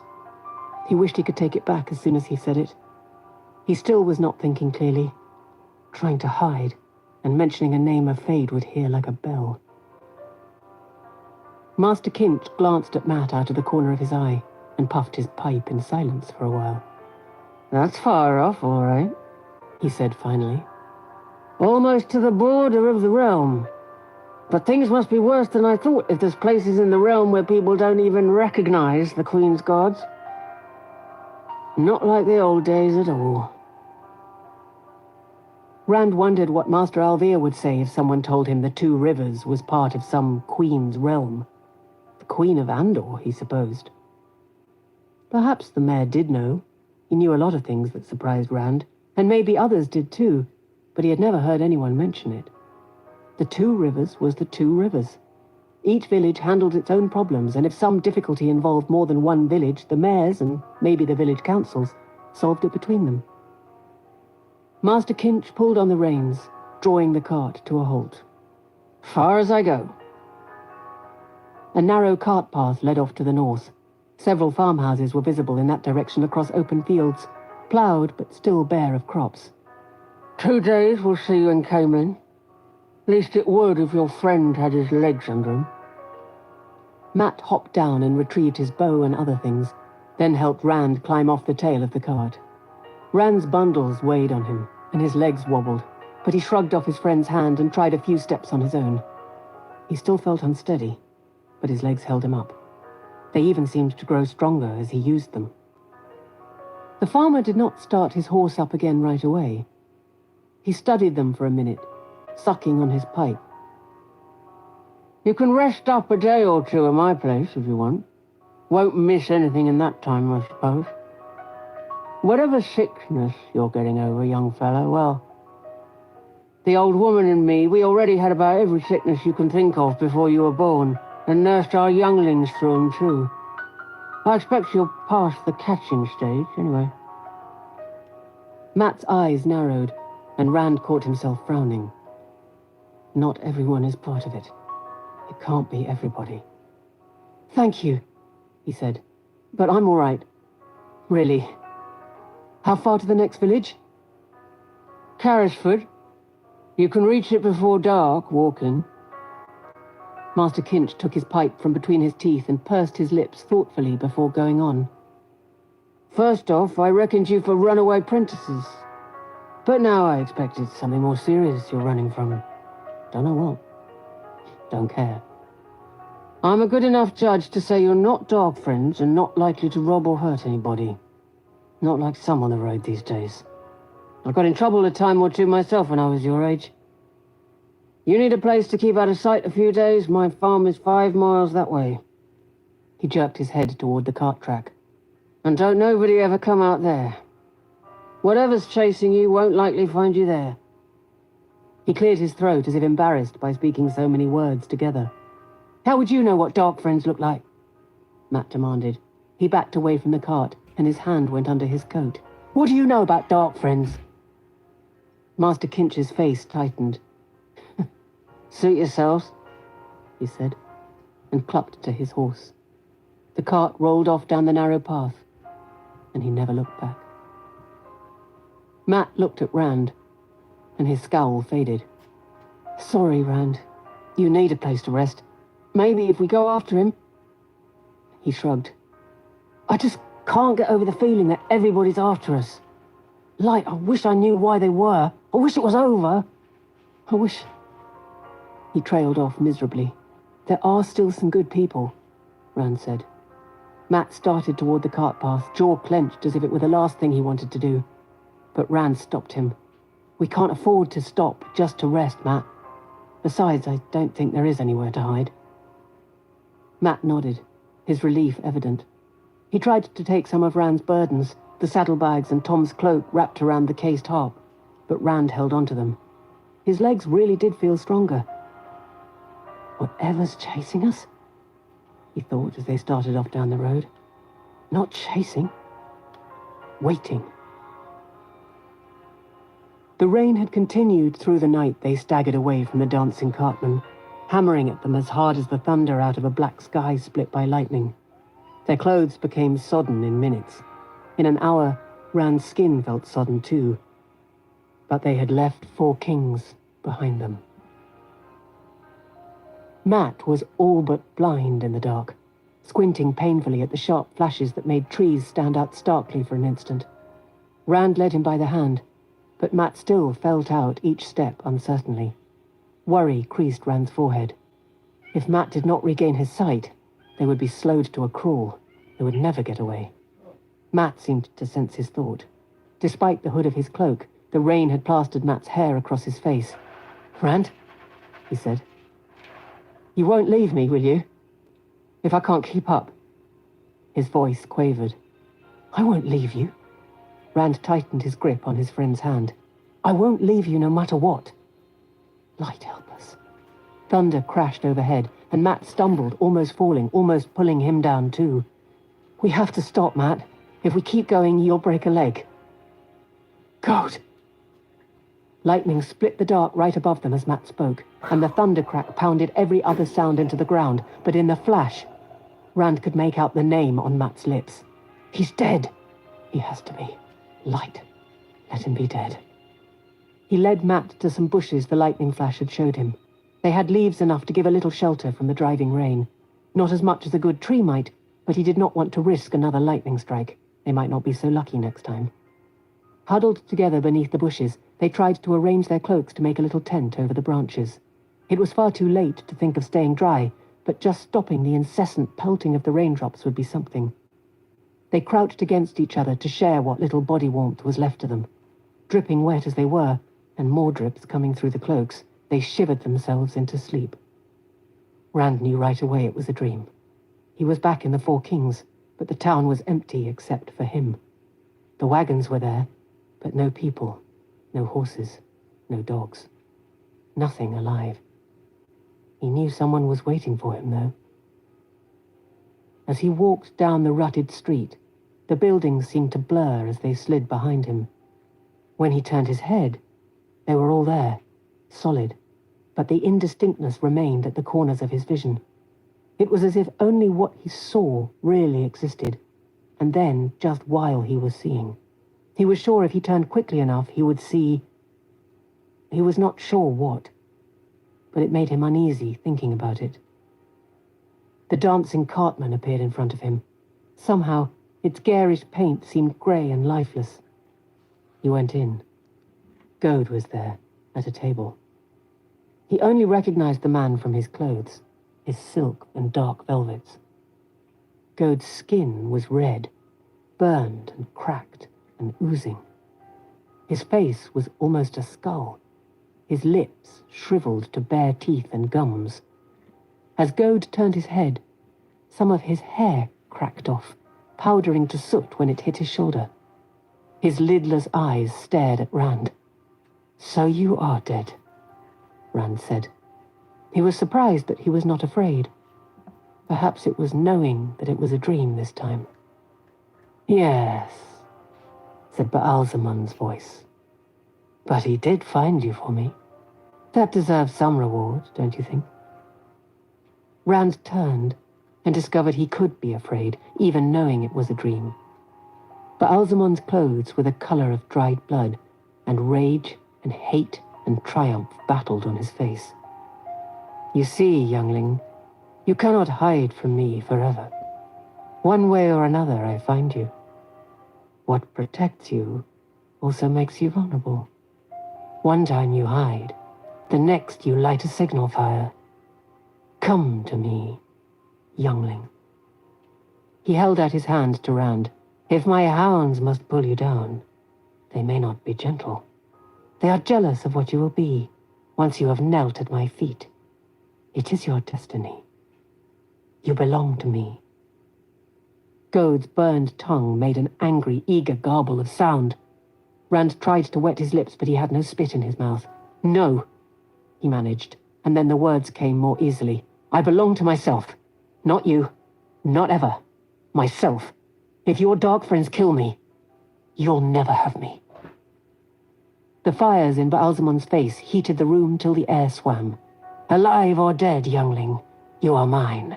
The grave belongs to me. Easier dead, but better alive. Better for you, youngling. The living have more power in most things." Gode made a gabbling sound again. "Yes, my good hound. Here is your reward." Rand looked at Gode just in time to see the man's body crumble to dust. For an instant, the burned face held a look of sublime joy that turned to horror in the final moment, as if he had seen something waiting he did not expect. Gode's empty velvet garment settled on the chair and the floor, among the ash. When he turned back, Baalzamun's outstretched hand had become a fist. "You are mine, youngling. Alive or dead, the eye of the world will never serve you. I mark you as mine." His fist opened and a ball of flame shot out. It struck Rand in the face, exploding, searing.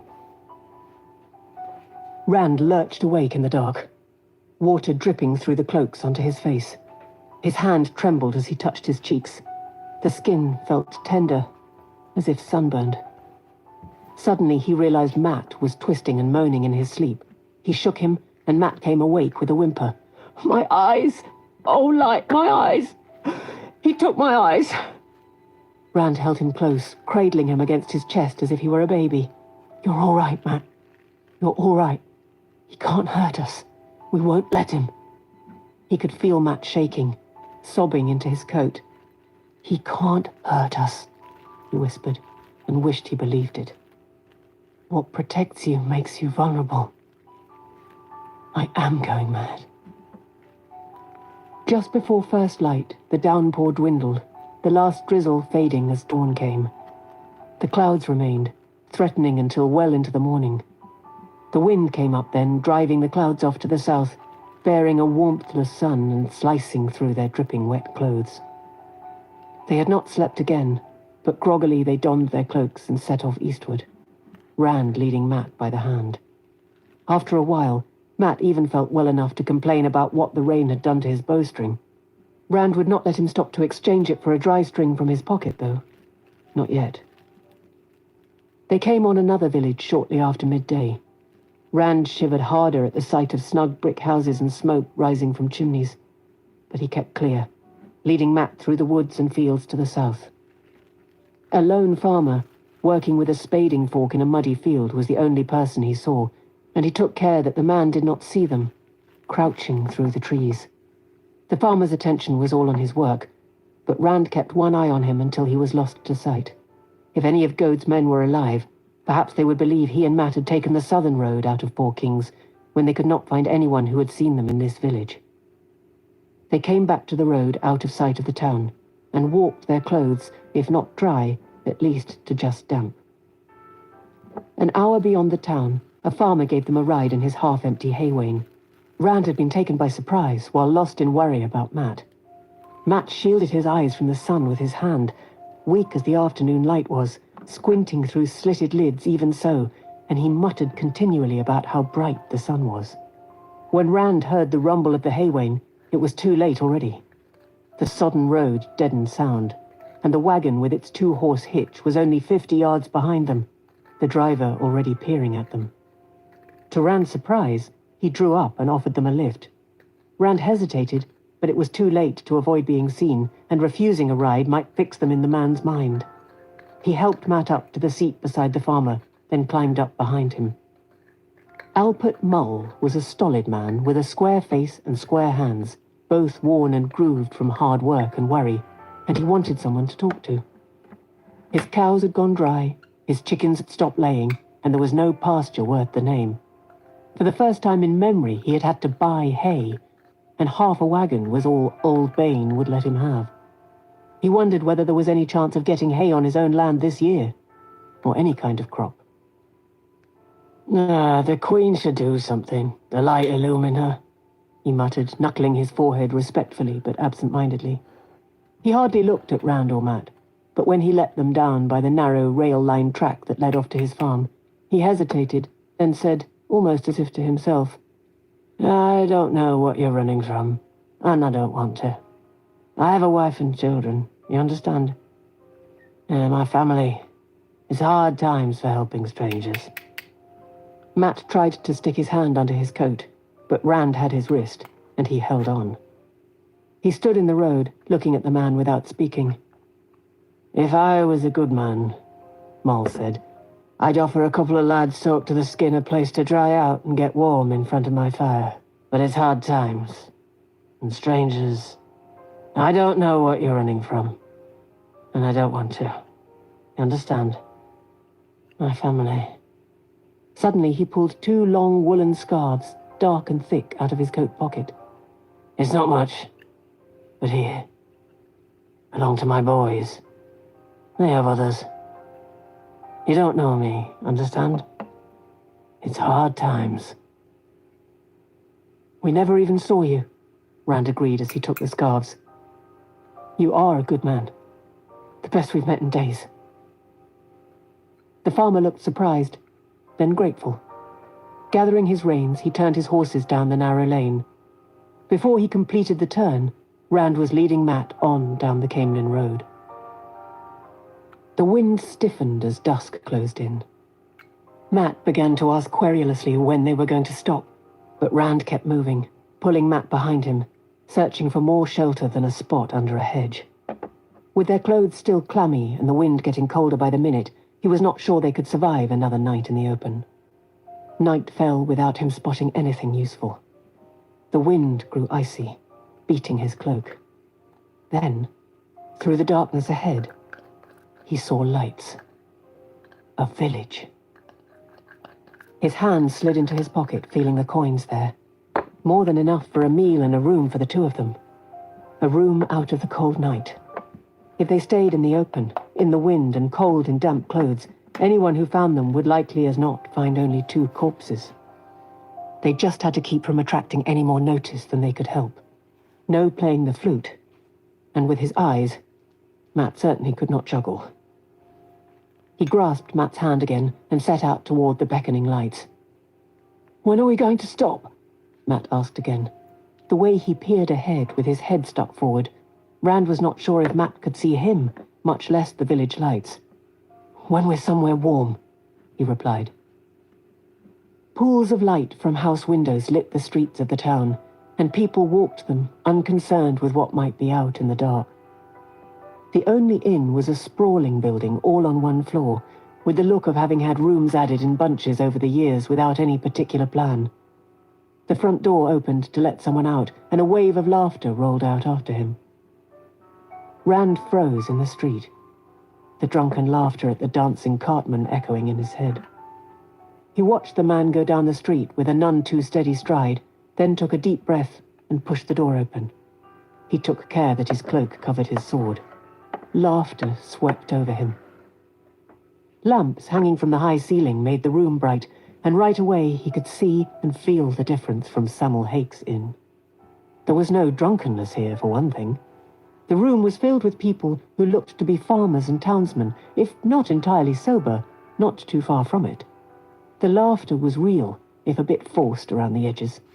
People laughing to forget their troubles, but with true mirth in it too. The common room itself was neat and clean, and warm from a fire roaring in a big fireplace at the far end. The serving maid's smiles were as warm as the fire, and when they laughed, Rand could tell it was because they wanted to. The innkeeper was as clean as his inn, with a gleaming white apron around his bulk. Rand was glad to see he was a stout man. He doubted if he would ever again trust a skinny innkeeper. His name was Rhulan Allween.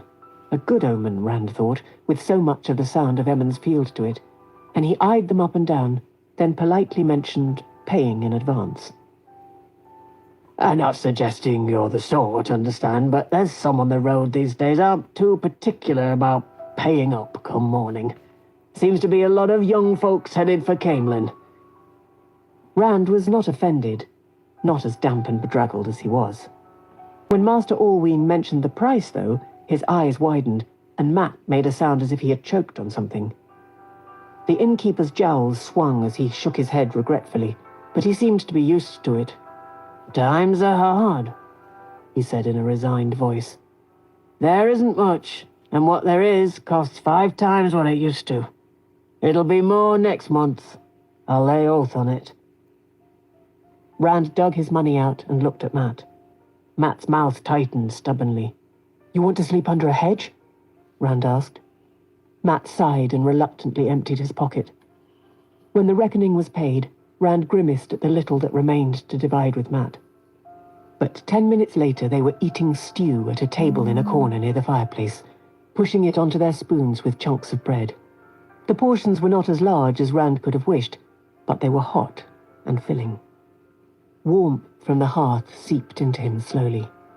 He pretended to keep his eyes on his plate, but he watched the door intently. Those who came in or went out all looked like farmers, but it was not enough to quiet his fear. Matt ate slowly, savoring each bite, though he muttered about the light from the lamps. After a time, he dug out the scarf Alpert Mull had given him and wound it around his forehead, pulling it down until his eyes were almost hidden. That got them some looks Rand wished they could have avoided. He cleaned his plate hurriedly, urging Matt to do the same, then asked Master Alwyn for their room. The innkeeper seemed surprised that they were retiring so early, but he made no comment. He got a candle and showed them through a jumble of corridors to a small room with 2 narrow beds back in a far corner of the inn. When he left, Rand dropped his bundles beside his bed, tossed his cloak over a chair, and fell on the coverlet fully dressed. All of his clothes were still damp and uncomfortable, but if they had to run, he wanted to be ready. He left the sword belt on too, and slept with his hand on the hilt. A rooster, crowing, jerked him awake in the morning. He lay there, watching dawn lighten the window, and wondered if he dared sleep a little longer. Sleep during daylight when they could be moving? A yawn made his jaws crack. "Hey!" Matt exclaimed. "I can see!" He sat up on his bed, squinting around the room. "Some, anyway. Your face is still a little blurry, but I can tell who you are. I knew I'd be all right. By tonight, I'll see better than you do. Again." Rand sprang out of bed, scratching as he scooped up his cloak. His clothes were wrinkled from drying on him while he slept, and they itched. "We're wasting daylight," he said. Matt scrambled up as fast as he had. He was scratching too. Rand did feel good. They were a day away from Four Kings, and none of Gode's men had showed up. A day closer to Camelin, where Moraine would be waiting for them. She would.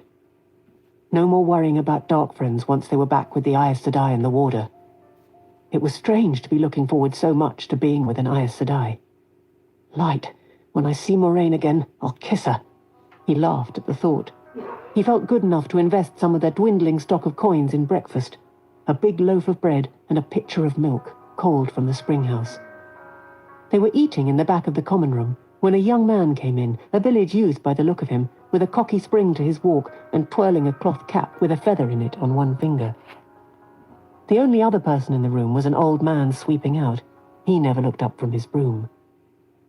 The young man's eyes swept jauntily around the room, but when they lit on Rand and Matt, the cap fell off his finger. He stared at them for a full minute before snatching the cap from the floor, then stared some more, running his fingers through his thick head of dark curls. Finally, he came over to their table, his feet dragging. He was older than Rand, but he stood looking down at them diffidently. "Mind if I sit down?" he asked, and immediately swallowed hard as if he might have said the wrong thing.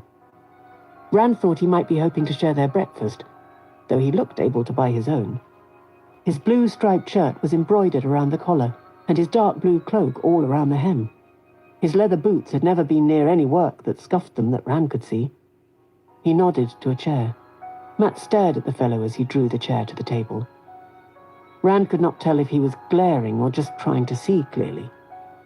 In any case, Matt's frown had an effect. The young man froze halfway to sitting and did not lower himself all the way until Rand nodded again. "What's your name?" Rand asked. "My name? My name?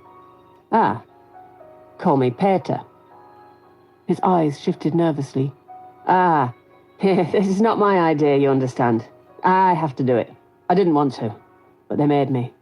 You have to understand that. I don't..." Rand was beginning to tense when Matt growled. "Dog friend." Peter gave a jerk and half lifted out of his chair, staring wildly around the room as if there were 50 people to overhear. The old man's head was still bent over the broom, his attention on the floor. Peter sat back down and looked from Rand to Matt and back uncertainly. Sweat beaded on his upper lip.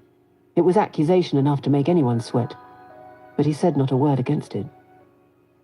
Rand shook his head slowly. After Gode, he knew that dark friends did not necessarily have the dragon's fang on their foreheads, but except for his clothes, this Peter could have fit right in Emond's Field. Nothing about him hinted at murder and worse. Nobody would have remarked him twice. At least Gode had been different.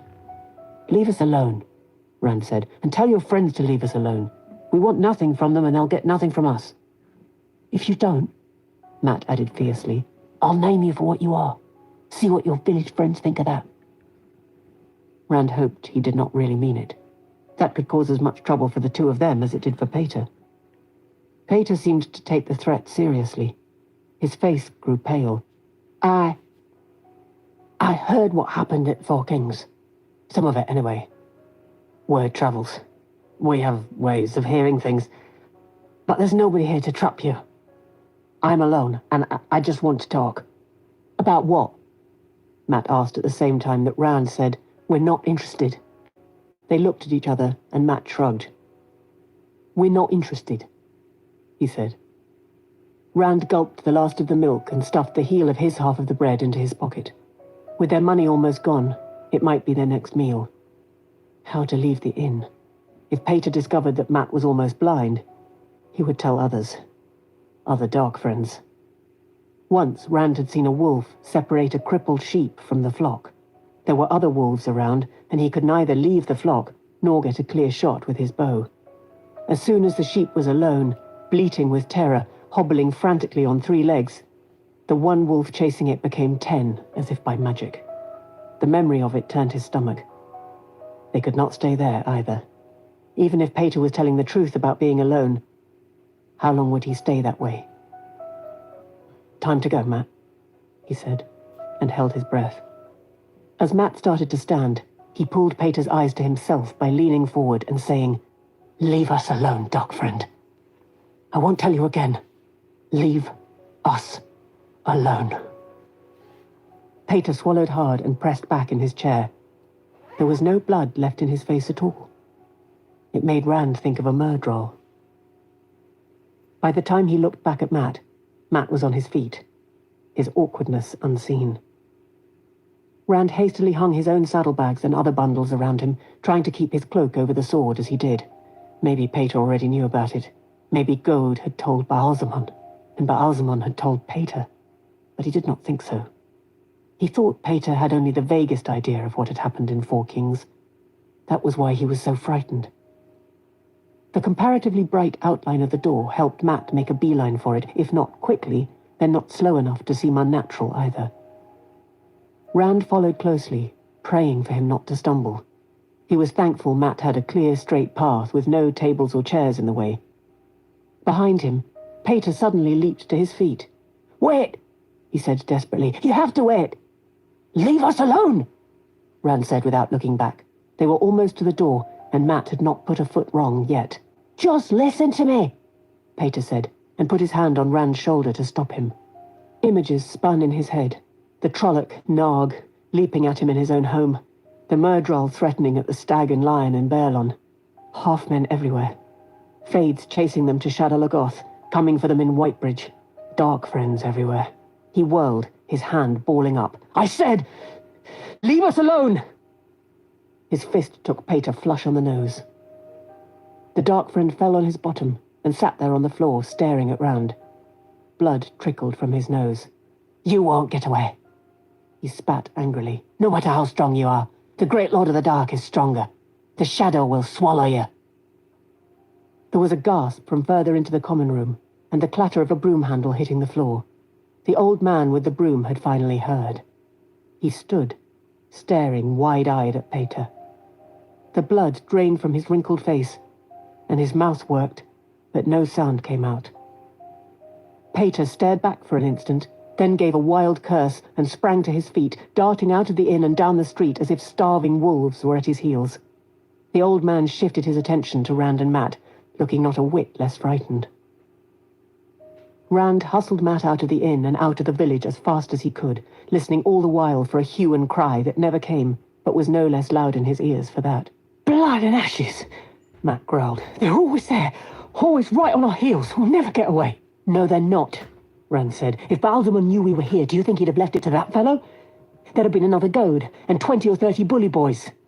They're still hunting, but they won't know until Pater tells them, and maybe he really is alone. He might have to go all the way to Four Kings for all we know." "But he said—" "I don't care." He was unsure which he Matt meant, but it changed nothing. "We're not going to lie down and let them take us." They got 6 rides, short ones, during the day. A farmer told them that a crazy old man at the inn in Market Shiran was claiming there were dark friends in the village. The farmer could hardly talk for laughing. He kept wiping tears off his cheeks. dark friends in Market Sheeran. It was the best story he had heard since Ackley Farron got drunk and spent the night on the inn roof. Another man, a round-faced wagon-wright with tools hanging from the sides of his cart and 2 wagon wheels in the back, told a different story. 20 dark friends had held a gathering in Market Sheeran. Men with twisted bodies and the women worse, all dirty and in rags. They could make your knees grow weak and your stomach heave just by looking at you, and when they laughed, the filthy cackles rang in your ears for hours, and your head felt as if it was splitting open. He had seen them himself, just at a distance, far enough off to be safe. If the Queen would not do something, then somebody ought to ask the Children of the Light for help. Somebody should do something. It was a relief when the wagon-wright let them down. With the sun low behind them, they walked into a small village, much like Market Sheeran. The Camelin road split the town neatly in 2, but on both sides of the wide road stood rows of small brick houses with thatched roofs. Webs of vine covered the bricks, though only a few leaves hung on them. The village had one inn, a small place no bigger than the Winespring Inn, with a sign on a bracket out front, creaking back and forth in the wind. The Queen's Man. Strange to think of the Winespring Inn as small. Rand could remember when he thought it was about as big as a building could be. Anything bigger would be a palace. But he had seen a few things now, and suddenly he realized that nothing would look the same to him when he got back home. If you ever do. He hesitated in front of the inn, but even if prices at the Queen's Man were not as high as in Market Sheeran, they could not afford a meal or a room, either one. Matt saw where he was looking and patted the pocket where he kept Tom's coloured balls. I can see well enough as long as I don't try to get too fancy. His eyes had been getting better, though he still wore the scarf around his forehead and had squinted whenever he looked at the sky during the day. When Rand said nothing, Matt went on. There can't be dark friends at every inn between here and Camelin. Besides, I don't want to sleep under a bush if I can sleep in a bed. He made no move toward the inn, though, just stood waiting for Rand. After a moment, Rand nodded. He felt as tired as he had at any time since leaving home. Just thinking of a night in the open made his bones ache. It's all catching up. All the running. All the looking over your shoulder. They can't be everywhere, he agreed. With the first step he took into the common room, he wondered if he had made a mistake. It was a clean place, but crowded. Every table was filled, and some men leaned against the walls because there was nowhere for them to sit. From the way the serving maids scurried between the tables with harried looks, and the landlord too, it was a larger crowd than they were used to. Too many for this small village. It was easy to pick out the people who did not belong there. They were dressed no differently from the rest, but they kept their eyes on their food and drink. The locals watched the strangers as much as anything else. A drone of conversation hung in the air, enough that the innkeeper took them into the kitchen when Rand made him understand that they needed to talk to him. The noise was almost as bad there, with the cook and his helpers banging pots and darting about. The innkeeper mopped his face with a large handkerchief. I suppose you're on your way to Camelin to see the false dragon like every other fool in the realm. Well, it's 6 to a room and 2 or 3 to a bed, and if that doesn't suit you, I've nothing for you. Rand gave his spiel with a feeling of queasiness. With so many people on the road, every other one could be a dark friend, and there was no way to pick them out from the rest. Matt demonstrated his juggling. He kept it to 3 balls, and was careful even then, and Rand took out Tom's flute. After only a dozen notes of the old black bear, the innkeeper nodded impatiently. You'll do. I need something to take those idiots' minds off this Logain. There's been 3 fights already over whether or not he's really the dragon. Stow your things in the corner and I'll go clear a space for you. If there's any room to. Fools. The world's full of fools who don't know enough to stay where they belong. That's what's causing all the trouble. People who won't stay where they belong. Mopping his face again, he hurried out of the kitchen, muttering under his breath. The cook and his helpers ignored Rand and Matt. Matt kept adjusting the scarf around his head, pushing it up, then blinking at the light and tugging it back down again. Rand wondered if he could see well enough to do anything more complicated than juggle 3 balls. As for himself, the queasiness in his stomach grew thicker. He dropped on a low stool, holding his head in his hands. The kitchen felt cold. He shivered. Steam filled the air. Stoves and ovens crackled with heat. His shivers became stronger, his teeth chattering. He wrapped his arms around himself, but it did no good. His bones felt as if they were freezing. Dimly, he was aware of Matt asking him something, shaking his shoulder, and of someone cursing and running out of the room. Then the innkeeper was there, with the cook frowning at his side, and Matt was arguing loudly with them both. He could not make out any of what they said. The words were a buzz in his ears, and he could not seem to think at all. Suddenly, Matt took his arm, pulling him to his feet.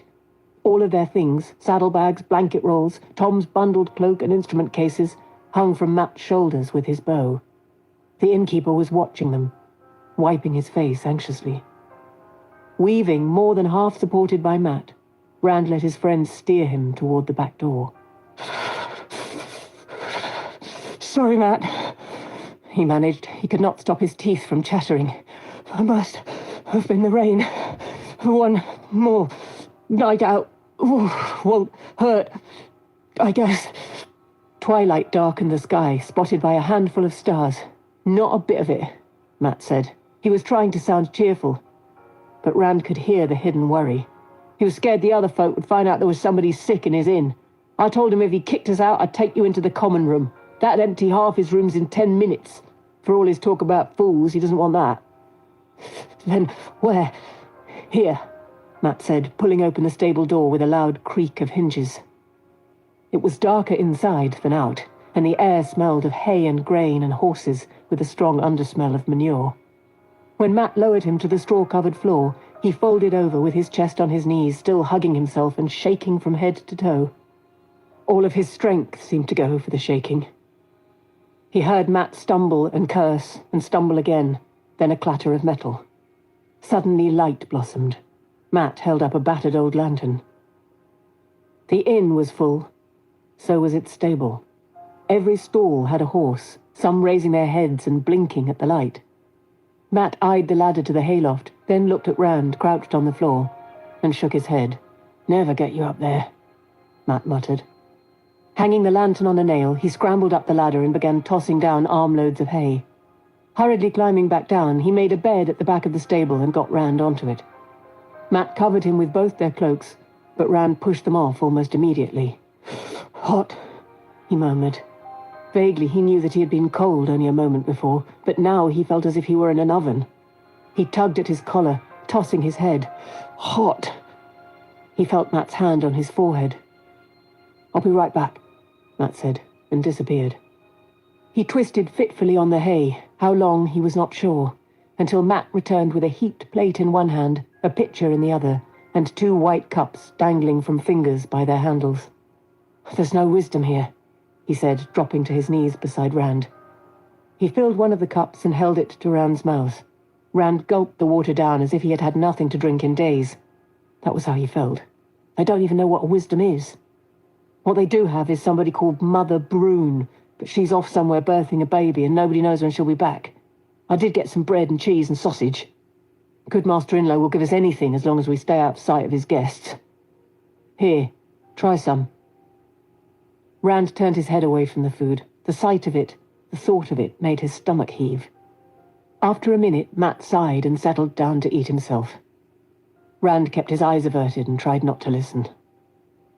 The chills came once more, and then the fever, to be replaced by the chills and the fever again. Matt covered him when he shook, and fed him water when he complained of thirst. The night deepened, and the stable shifted in the flickering lantern light.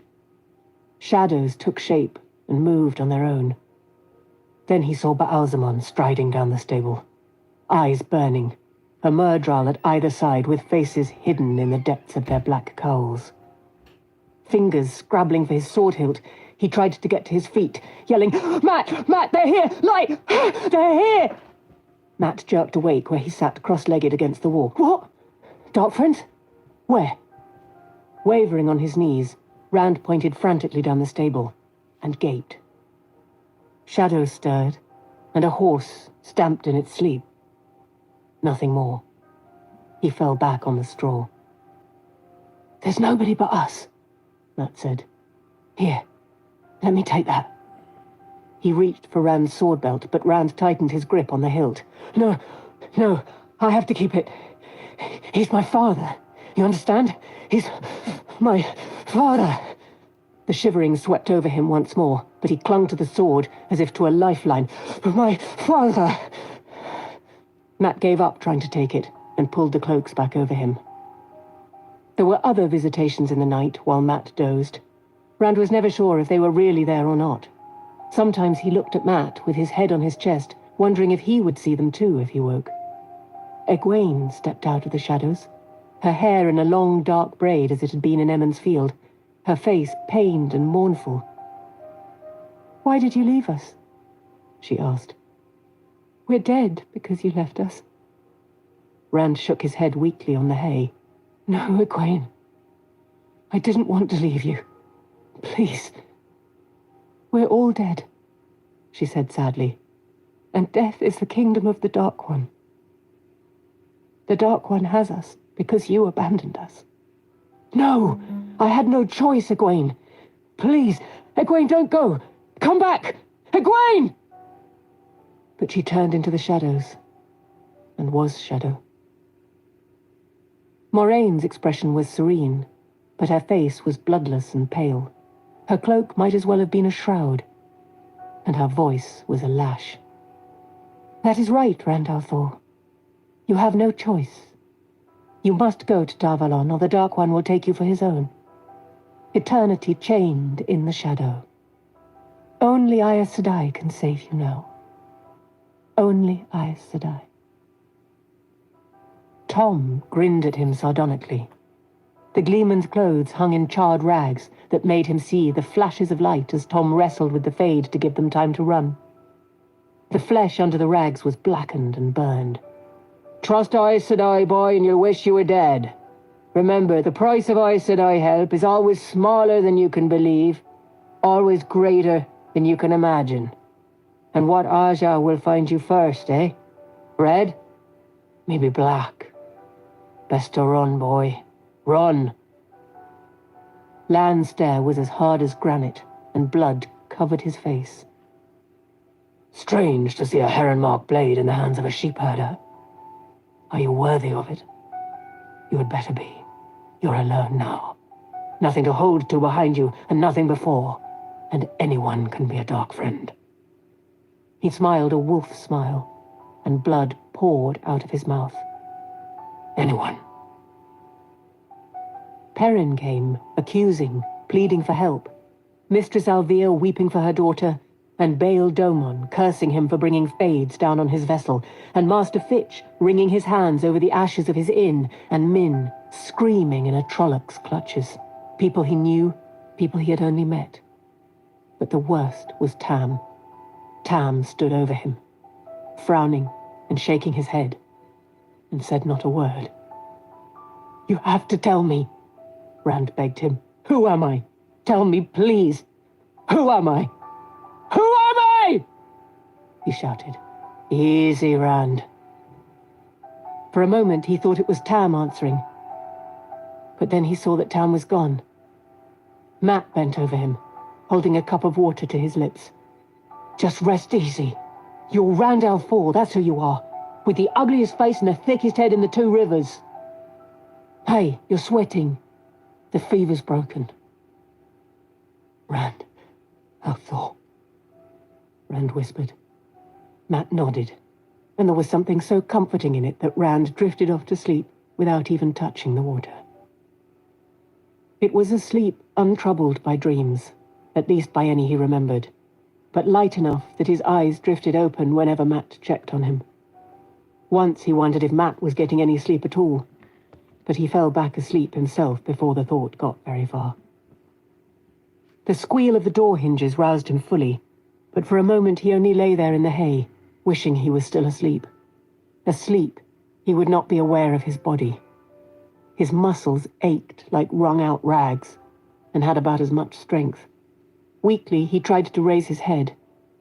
He made it on the second try. Matt sat in his accustomed place against the wall, within arm's reach of Rand. His chin rested on his chest, which rose and fell in the easy rhythm of deep sleep. The scarf had slipped down over his eyes. Rand looked toward the door. A woman stood there, holding it open with one hand. For a moment, she was only a dark shape in a dress, outlined by the faint light of early morning. Then she stepped inside, letting the door swing shut behind her. In the lantern light, he could see her more clearly. She was about the same age as Nynaeve, he thought, but she was no village woman. The pale green silk of her dress shimmered as she moved. Her cloak was a rich, soft grey, and a frothy net of lace caught up her hair. She fingered a heavy gold necklace as she looked thoughtfully at Matt and him. "Matt," Rand said. Then louder, "Matt!" Matt snorted and almost fell over as he came awake. Scrubbing sleep from his eyes, he stared at the woman. "I came to look at my horse," she said, gesturing vaguely at the stalls.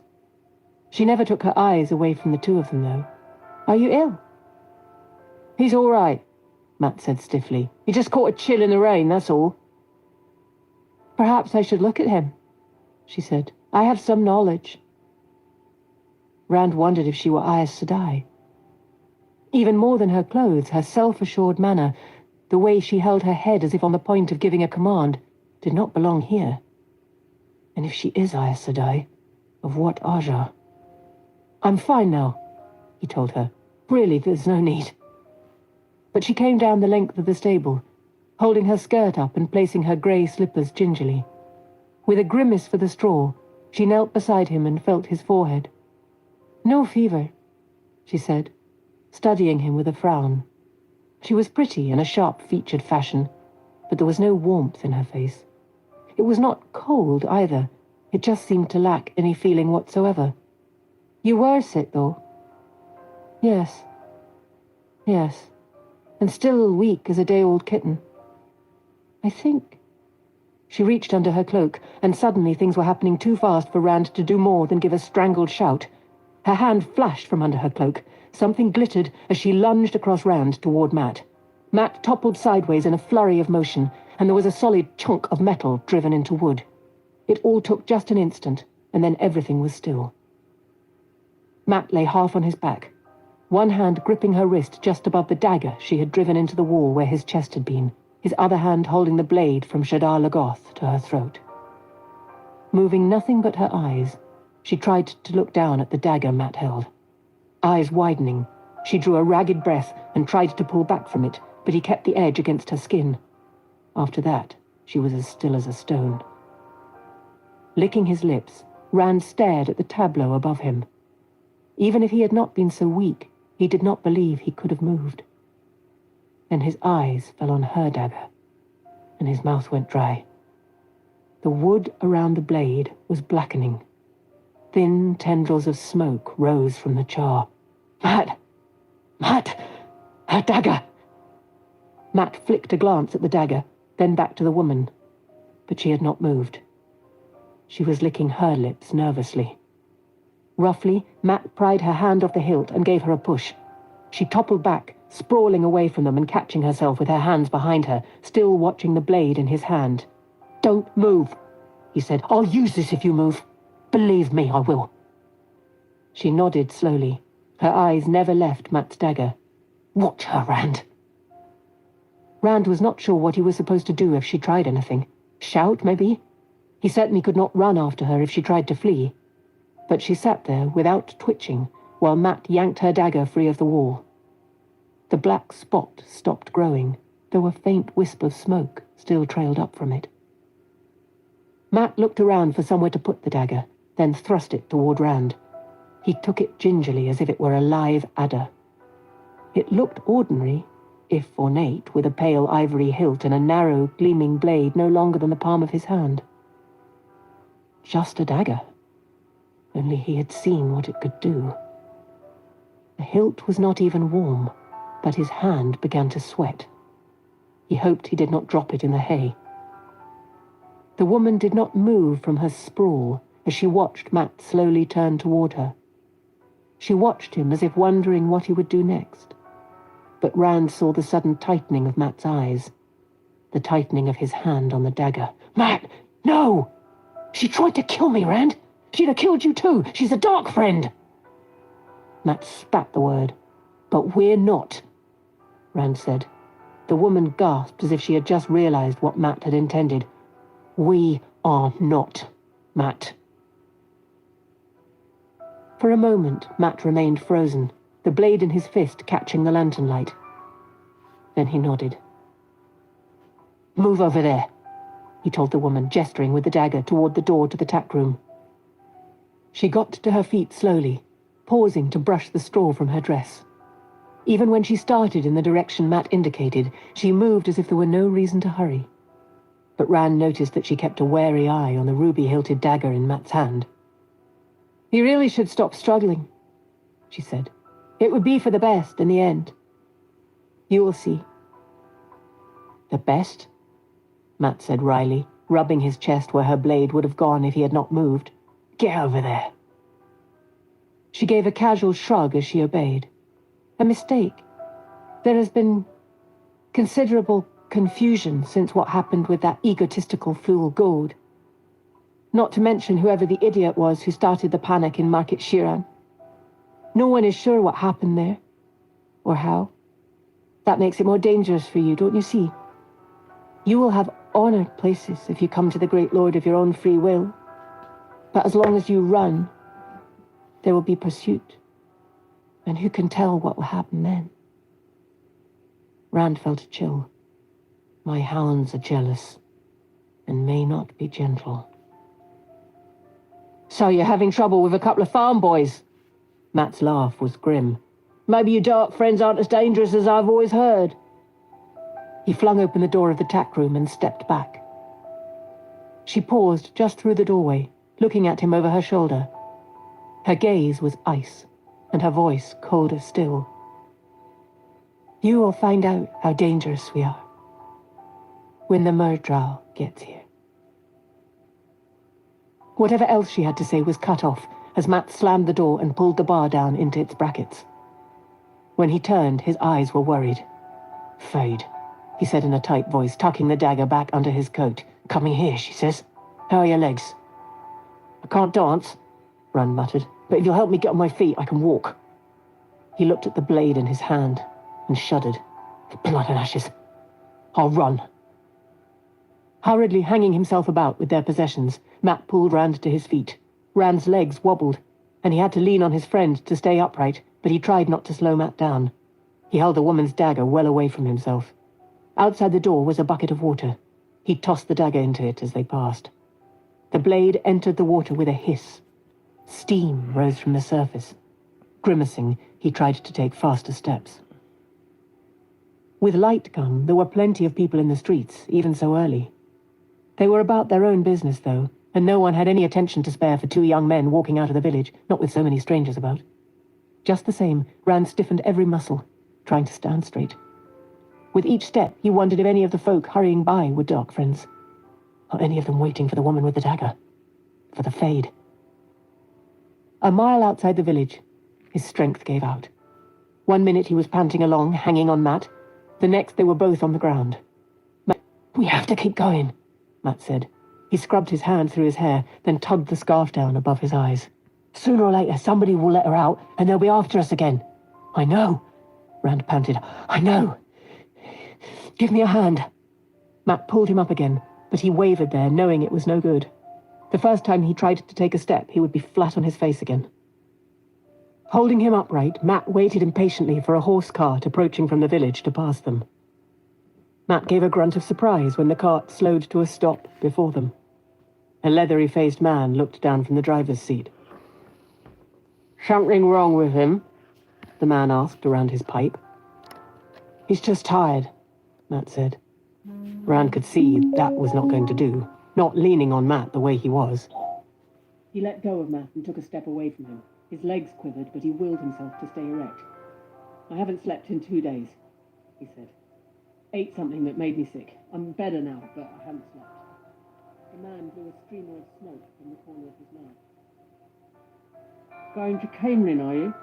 With your age, I expect I might be off to see this false dragon myself." "Yes," Matt nodded. "That's right. We're going to see the false dragon."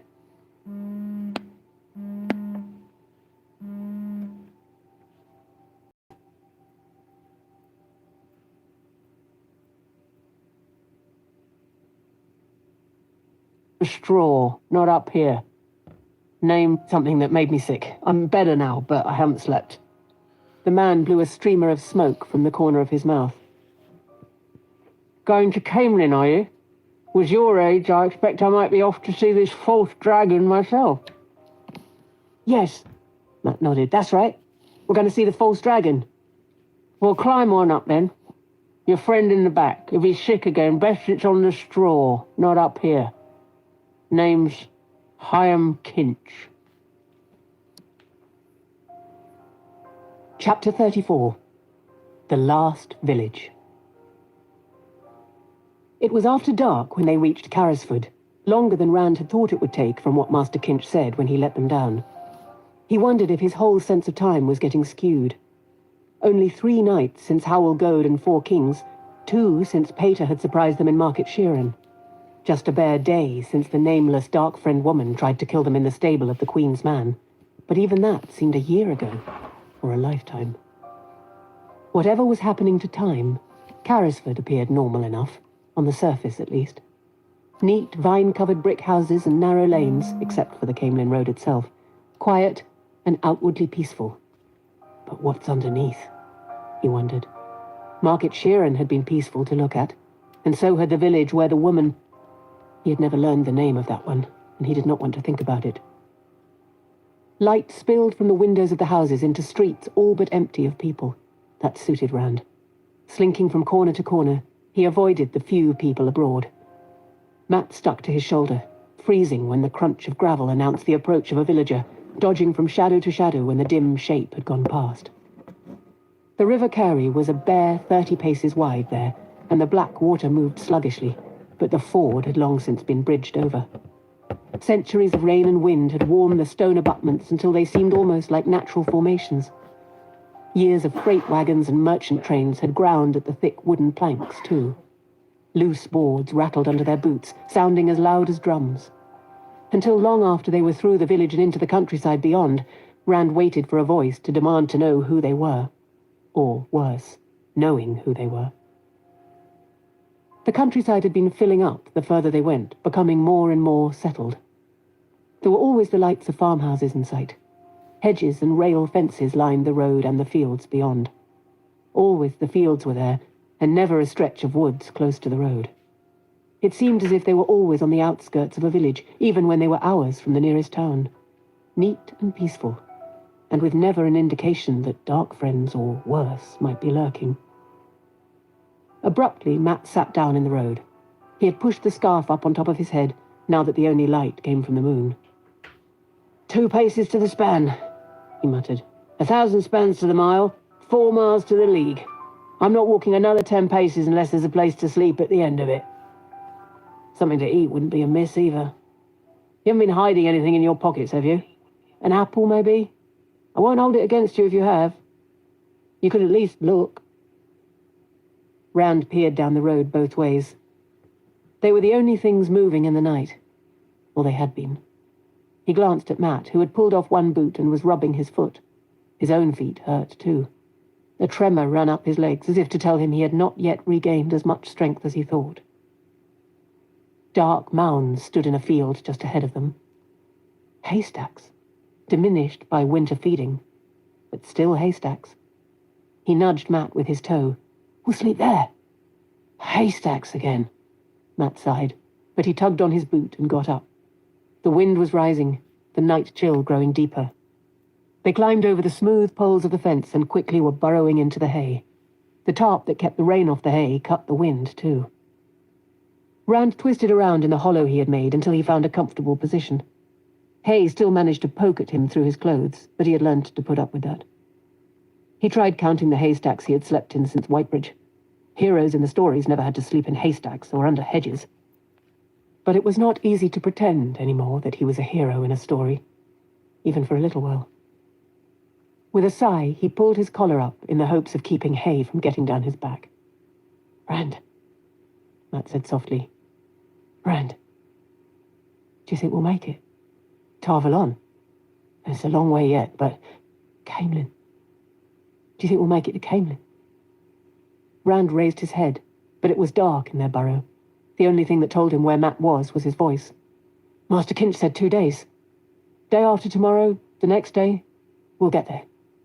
If there aren't 100 dark friends waiting for us down the road, or a fade or two. There was silence for a moment, then Matt said, I think we're the last ones left, Rand. He sounded frightened. Whatever it's all about, it's just us two now.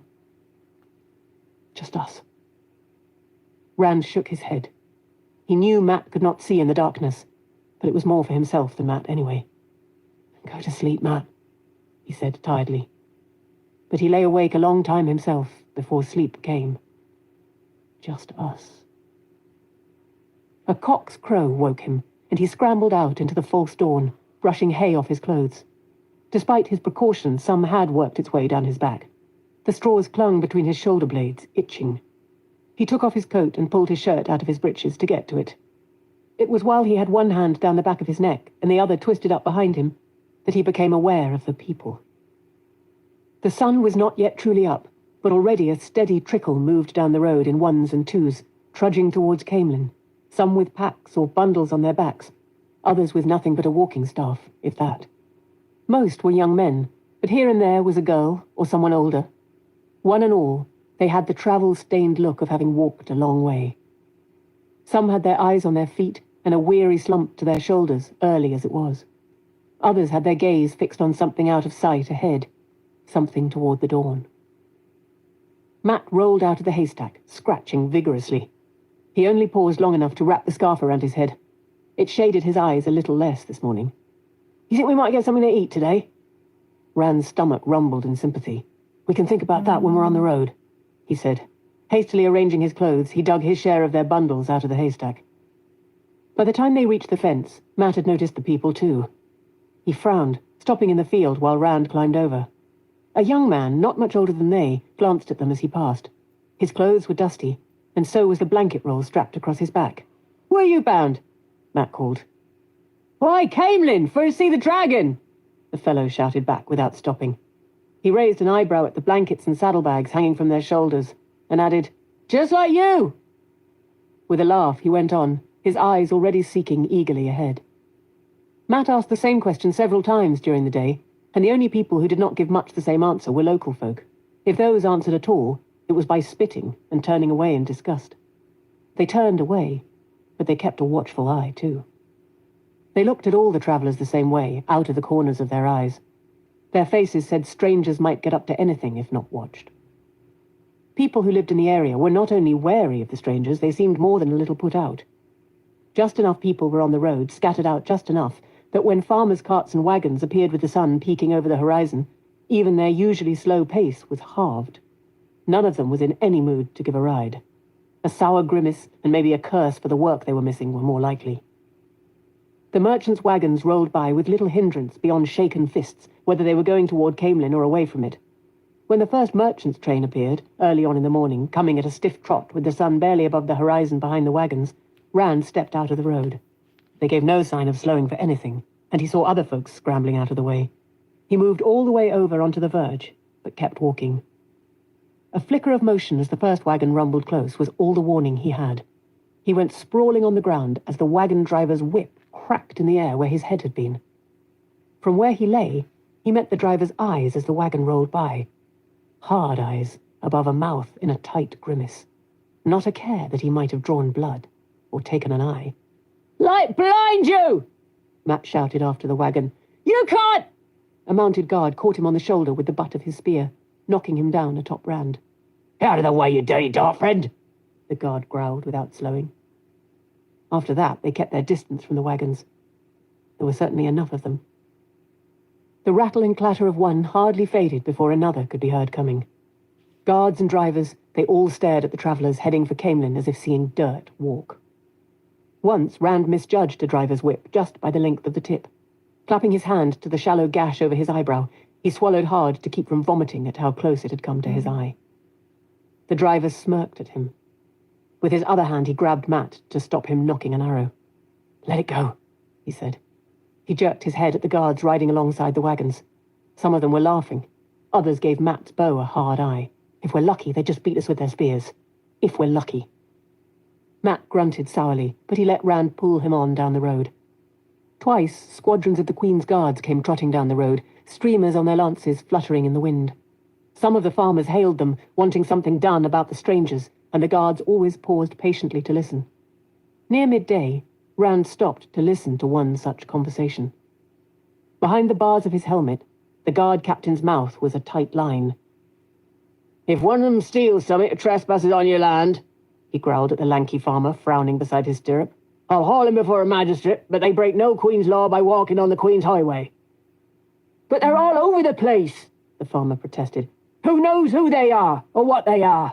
All this talk about the dragon." "Light, man. You only have a handful here. Camelin's walls are bulging with them, and more coming every day." The captain's scowl deepened as he caught sight of Rand and Matt standing in the road nearby. He gestured down the road with a steel-backed gauntlet. "Get on with you, or I'll have you in for blocking traffic." His voice was no rougher with them than with the farmer, but they moved on. The captain's eyes followed them for a time. Rand could feel them on his back. He suspected the guards had little patience left with the wanderers, and no sympathy for a hungry thief. He decided to stop Matt if he suggested stealing eggs again. Still, there was a good side to all the wagons and people on the road, especially all the young men heading for Camelin. For any dark friends hunting them, it would be like trying to pick out two particular pigeons in a flock. If the Murdral on winter night had not known exactly who it was after, maybe its fellow would do no better here. His stomach rumbled frequently, reminding him that they had next to no money left, certainly not enough for a meal at the prices charged this close to Camelin. He realized once he had a hand on the flute case and firmly pushed it around to his back. Gode had known all about the flute, and the juggling. There was no telling how much Baalzamon had learned from him before the end, if what Rand had seen had been the end, or how much had been passed to other dark friends. He looked regretfully at a farm they were passing. A man patrolled the fences with a pair of dogs, growling and tugging at their leashes. The man looked as if he wanted nothing more than an excuse to let them loose. Not every farm had the dogs out, but no one was offering jobs to travellers. Before the sun went down, he and Matt walked through two more villages. The village folk stood in knots, talking among themselves and watching the steady stream pass by. Their faces were no friendlier than the faces of the farmers or the wagon drivers or the Queen's Guards. All these strangers going to see the false dragon, fools who did not know enough to stay where they belonged. Maybe followers of the false dragon, maybe even dark friends, if there was any difference between the two. With evening coming, the stream began to thin at the second town. The few who had money disappeared into the inn, though there seemed to be some argument about letting them inside. Others began hunting for handy hedges or fields with no dogs. By dusk, he and Matt had the Camelin road to themselves. Matt began talking about finding another haystack, but Rand insisted on keeping on. "As long as we can see the road," he said. "The further we go before stopping, the further ahead we are. If they are chasing you, why should they chase now, when they've been waiting for you to come to them so far?" It was argument enough for Matt. With frequent glances over his shoulder, he quickened his step. Rand had to hurry to keep up. The night thickened, relieved only by a bit of scant moonlight. Matt's burst of energy faded, and his complaints started up again. Aching knots formed in Rand's calves. He told himself he had walked further in a hard day working on the farm with Tam, but repeat it as often as he would, he could not make himself believe it. Gritting his teeth, he ignored the aches and pains and would not stop. With Matt complaining and him concentrating on the next step, they were almost on the village before he saw the lights. He tottered to a stop, suddenly aware of a burning that ran from his feet right up his legs. He thought he had a blister on his right foot. At the sight of the village lights, Matt sagged to his knees with a groan. "Can we stop now?" he panted. "Or do you want to find an inn and hang out a sign for the dark friends? Or a fade?" "The other side of the town," Rand answered, staring at the lights. From this distance, in the dark, it could have been Emmons Field. What's waiting there? "Another mile. That's all." "Ha! I'm not walking another span!" Rand's legs felt like fire, but he made himself take a step, and then another. It did not get any easier, but he kept on, one step at a time. Before he had gone 10 paces, he heard Matt staggering after him, muttering under his breath. He thought it was just as well he could not make out what Matt was saying. It was late enough for the streets of the village to be empty, though most houses had a light in at least one window. The inn in the middle of town was brightly lit, surrounded by a golden pool that pushed back the darkness. Music and laughter, dimmed by thick walls, drifted from the building. The sign over the door creaked in the wind. At the near end of the inn, a cart and horse stood in the Camelin Road with a man checking the harness. 2 men stood at the far end of the building, on the very edge of the light. Rand stopped in the shadows beside a house that stood dark. He was too tired to hunt through the lanes for a way around. A minute resting could not hurt. Just a minute. Just until the men went away. Matt slumped against the wall with a grateful sigh, leaning back as if he meant to go to sleep right there. Something about the 2 men at the rim of the shadows made Rand uneasy. He could not put a finger on anything at first, but he realized the man at the cart felt the same way about them. He reached the end of the strap he was checking, adjusted the bit in the horse's mouth, then went back and started over from the beginning again. He kept his head down the whole while, his eyes on what he was doing and away from the other men. It could have been that he simply was not aware of them, though they were less than 50 feet off, except for the stiff way he moved, and the way he sometimes turned awkwardly in what he was doing so he would not be looking toward them. One of the men in the shadows was only a black shape, but the other stood more into the light with his back to Rand. Even so, it was plain he was not overjoyed at the conversation he was having. He wrung his hands and kept his eyes on the ground, jerking his head in a nod now and then at something the other had said. Rand could not hear anything, but he got the impression that the man in the shadows was doing all the talking. The nervous man just listened, and nodded, and wrung his hands anxiously. Eventually, the one who was wrapped in darkness turned away, and the nervous fellow started back into the light. Despite the chill, he was mopping his face with the long apron he wore, as if he were drenched in sweat. Skin prickling, Rand watched the shape moving off in the night. He did not know why, but his uneasiness seemed to follow that one, a vague tingling in the back of his neck, and the hair stirring on his arms as if he had suddenly realized something was sneaking up on him. With a quick shake of his head, he rubbed his arms briskly. Getting as foolish as Matt, aren't you? At that moment, the form slipped by the edge of the light from a window, just on the brink of it, and Rand's skin crawled. The inn sign went scree, scree, scree in the wind, but the dark cloak never stirred. "Fade," he whispered, and Matt jerked to his feet as if he had shouted, "What?" He clamped a hand over Matt's mouth. "Softly."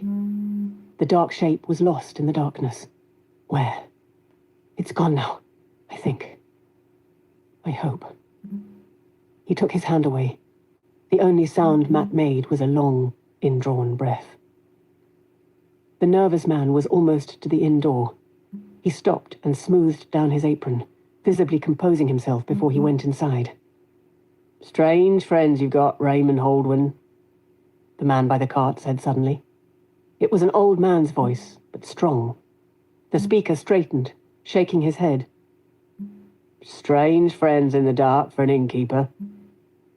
The nervous man jumped when the other spoke, looking around as if he had not seen the cart and the other man until right then. He drew a deep breath and gathered himself, then asked sharply, "And what do you mean by that, Bunt?" "Just what I said, Holdwyn. Strange friends. He's not from around here, is he? Lot of odd folk coming through the last few weeks. Awful lot of odd folk. You're a fine one to talk." Holdwyn cocked an eye at the man by the cart.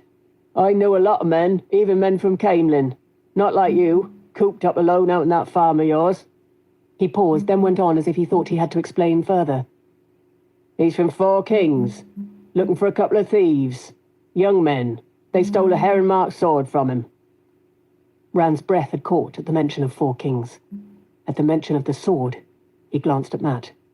His friend had his back pressed hard against the wall and was staring into the darkness with eyes so wide they seemed to be all whites. Rand wanted to stare into the night too. The half-man could be anywhere. But his eyes went back to the 2 men in front of the inn. "A heron-marked sword," Bunt exclaimed. "No wonder he wants it back." Holdwyn nodded. "Yes, and them, too. My friend's a rich man, a merchant, and they've been stirring up trouble with the men who work for him, telling wild stories, getting people upset. They're dark friends, followers of Logain, too. Dark friends and followers of the false dragon, and telling wild stories, too. Getting up to a lot for young fellas. You did say they were young." There was a sudden note of amusement in Bunt's voice, but the innkeeper did not seem to notice. Yes, not yet 20. There's a reward. 100 crowns in gold for the two of them. Holdwyn hesitated, then added, They've sly tongues, these two. The light knows what kind of tales they'll tell, trying to turn people against one another. And dangerous, too, even if they don't look it. Vicious. Best you stay clear if you think you see 'em. Two young men, one with a sword, and both looking over their shoulders. If they're the right ones, my friend'll pick 'em up once they're located. You sound almost as if you know 'em to look at. I'll know 'em when I see 'em, Holdwyn said confidently. Just don't try to take 'em yourself. No need for anyone to get hurt. Come tell me if you see 'em. My friend will deal with 'em. 100 crowns for the two, but he wants the pair. 100 crowns for the two, Bunt mused. How much for this sword he wants so bad? Abruptly, Holdwyn appeared to realize the other man was making fun of him. I don't know why I'm telling you, he snapped. You're still fixed on that fool plan of yours, I see.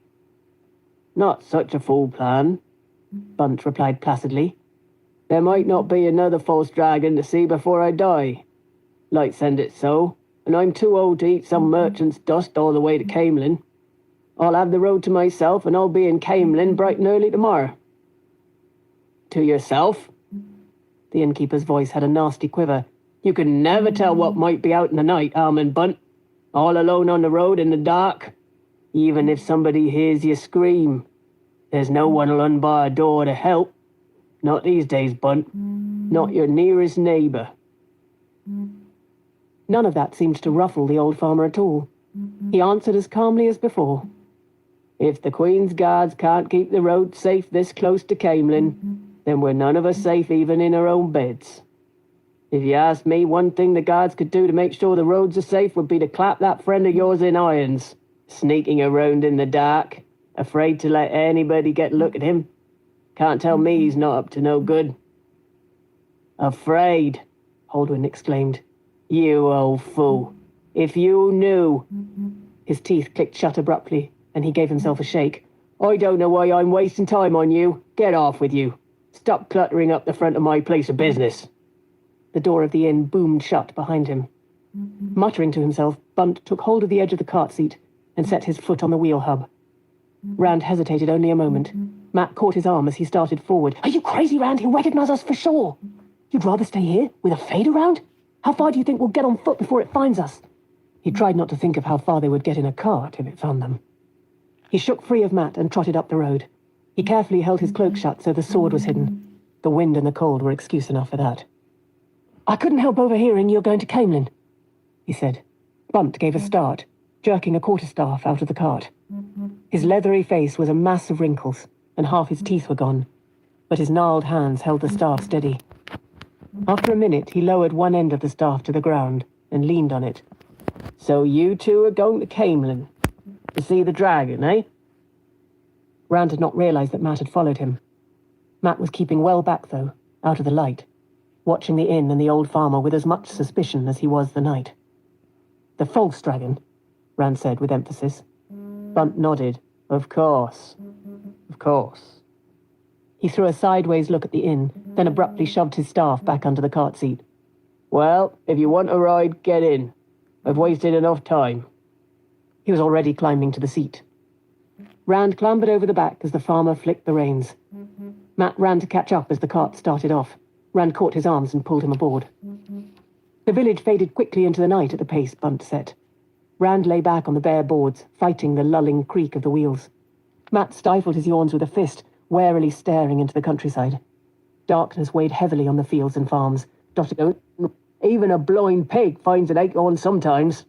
There's got to be some changes. This weather, the crops failing, cows drying up, calves and lambs born dead, or with two heads. Bloody ravens don't even wait for things to die. People are scared. They want somebody to blame. Dragon's fang turning up on people's doors, things creeping about in the night, barns getting burned. Fellows around like that friend of Holdwyn's scaring people. The Queen's got to do something before it's too late. You see that, don't you? Rand made a non-committal sound. It sounded as if they had been even luckier than he had thought to find this old man and his cart. They might not have gotten further than that last village if they had waited for daylight. things creeping about in the night. He lifted up to look over the side of the cart at the darkness. Shadows and shapes seemed to writhe in the black. He dropped back before his imagination convinced him there was something there. Bunt took it for agreement. Right, I'm a good Queen's man, and I stand against any who try to harm her. But I'm right. You take the Lady Elaine and the Lord Gawain now. There's a change, wouldn't harm anything, and might do some good. Sure, I know we've always done it that way in Andor. Send the daughter heir off to Tarvalon to study with the Aes Sedai, and the eldest son off to study with the Warders. I believe in tradition, I do. But look what he got us last time. Luke dead in the Blight before he was ever anointed first Prince of the Sword, and Tigraine vanished, run off, or dead, when it came time for her to take the throne.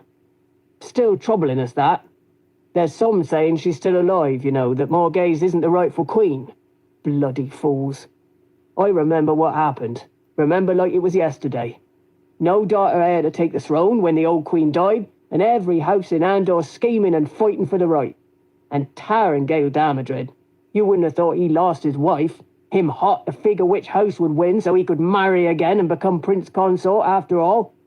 Well, he managed it. The way Morghese chose... no man knows the mind of a woman. And a queen is twice a woman.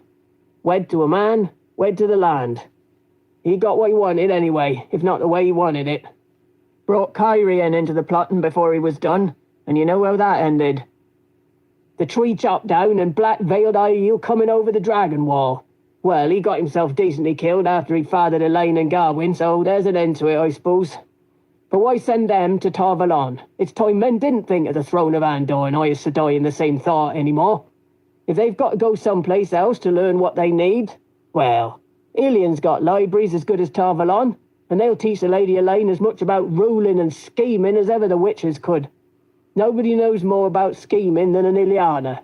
And if the guards can't teach the Lord Gawain enough about soldiering, well, they've soldiers in Ilion too. And in Shinar, and Tyr for that matter.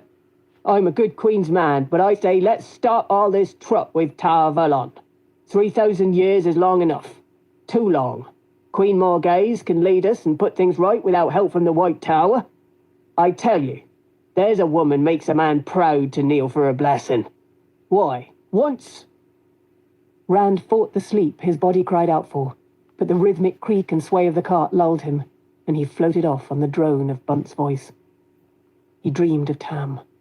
At first they were at the big oak table in the farmhouse, drinking tea while Tam told him about prince consorts and daughter heirs and the dragon wall and black-veiled Aielman. The heron-marked sword lay on the table between them, but neither of them looked at it. Suddenly he was in the westward, pulling the makeshift litter through the moon-bright night. When he looked over his shoulder, it was Tom on the litter, not his father, sitting cross-legged and juggling in the moonlight. The Queen is wed to the land, Tom said as brightly coloured balls danced in a circle. But the dragon is one with the land, and the land is one with the dragon. Further back, Rand saw a fade coming, black cloak undisturbed by the wind, horse ghosting silently through the trees. 2 severed heads hung at the Myrdral's saddlebow, dripping blood that ran in darker streams down its mount's coal-black shoulder. Lan and Moraine, faces distorted in grimaces of pain. The fade pulled on a fistful of tethers as it rode. Each tether ran back to the bound wrists of one of those who ran behind the soundless hooves, their faces blank with despair. Mat and Perrin and Egwene. Not her! Rand shouted. The light blasts you! It's me you want, not her! The halfman gestured, and flames consumed Egwene, flesh crisping to ash, bone blacking and crumbling. The dragon is one with the land, Tom said, still juggling unconcernedly. And the land is one with the dragon. Rand screamed and opened his eyes. The cart creaked along the Camelin road, filled with night and the sweetness of long-vanished hay and the faint smell of horse. A shape blacker than the night rested on his chest, and eyes blacker than death looked into his. You are mine, the raven said, and the sharp beak stabbed into his eye. He screamed as it plucked his eyeball out of his head. With a throat-ripping shriek, he sat up, clapping both hands to his face. Early morning daylight bathed the cart. Dazed, He stared at his hands. No blood. No pain. The rest of the dream was already fading, but that... Gingerly he felt his face, and shuddered. "At least," Matt yawned, cracking his jaws. "At least you got some sleep." There was little sympathy in his bleary eyes. He was huddled under his cloak with his blanket roll doubled up beneath his head. "He talked all bloody night. You all the way awake?" Bunt said from the driver's seat. "Gave me a start, you did, yelling like that. Well, we're there." He swept a hand out in front of them in a grand gesture. "Camelin, the grandest city in the world."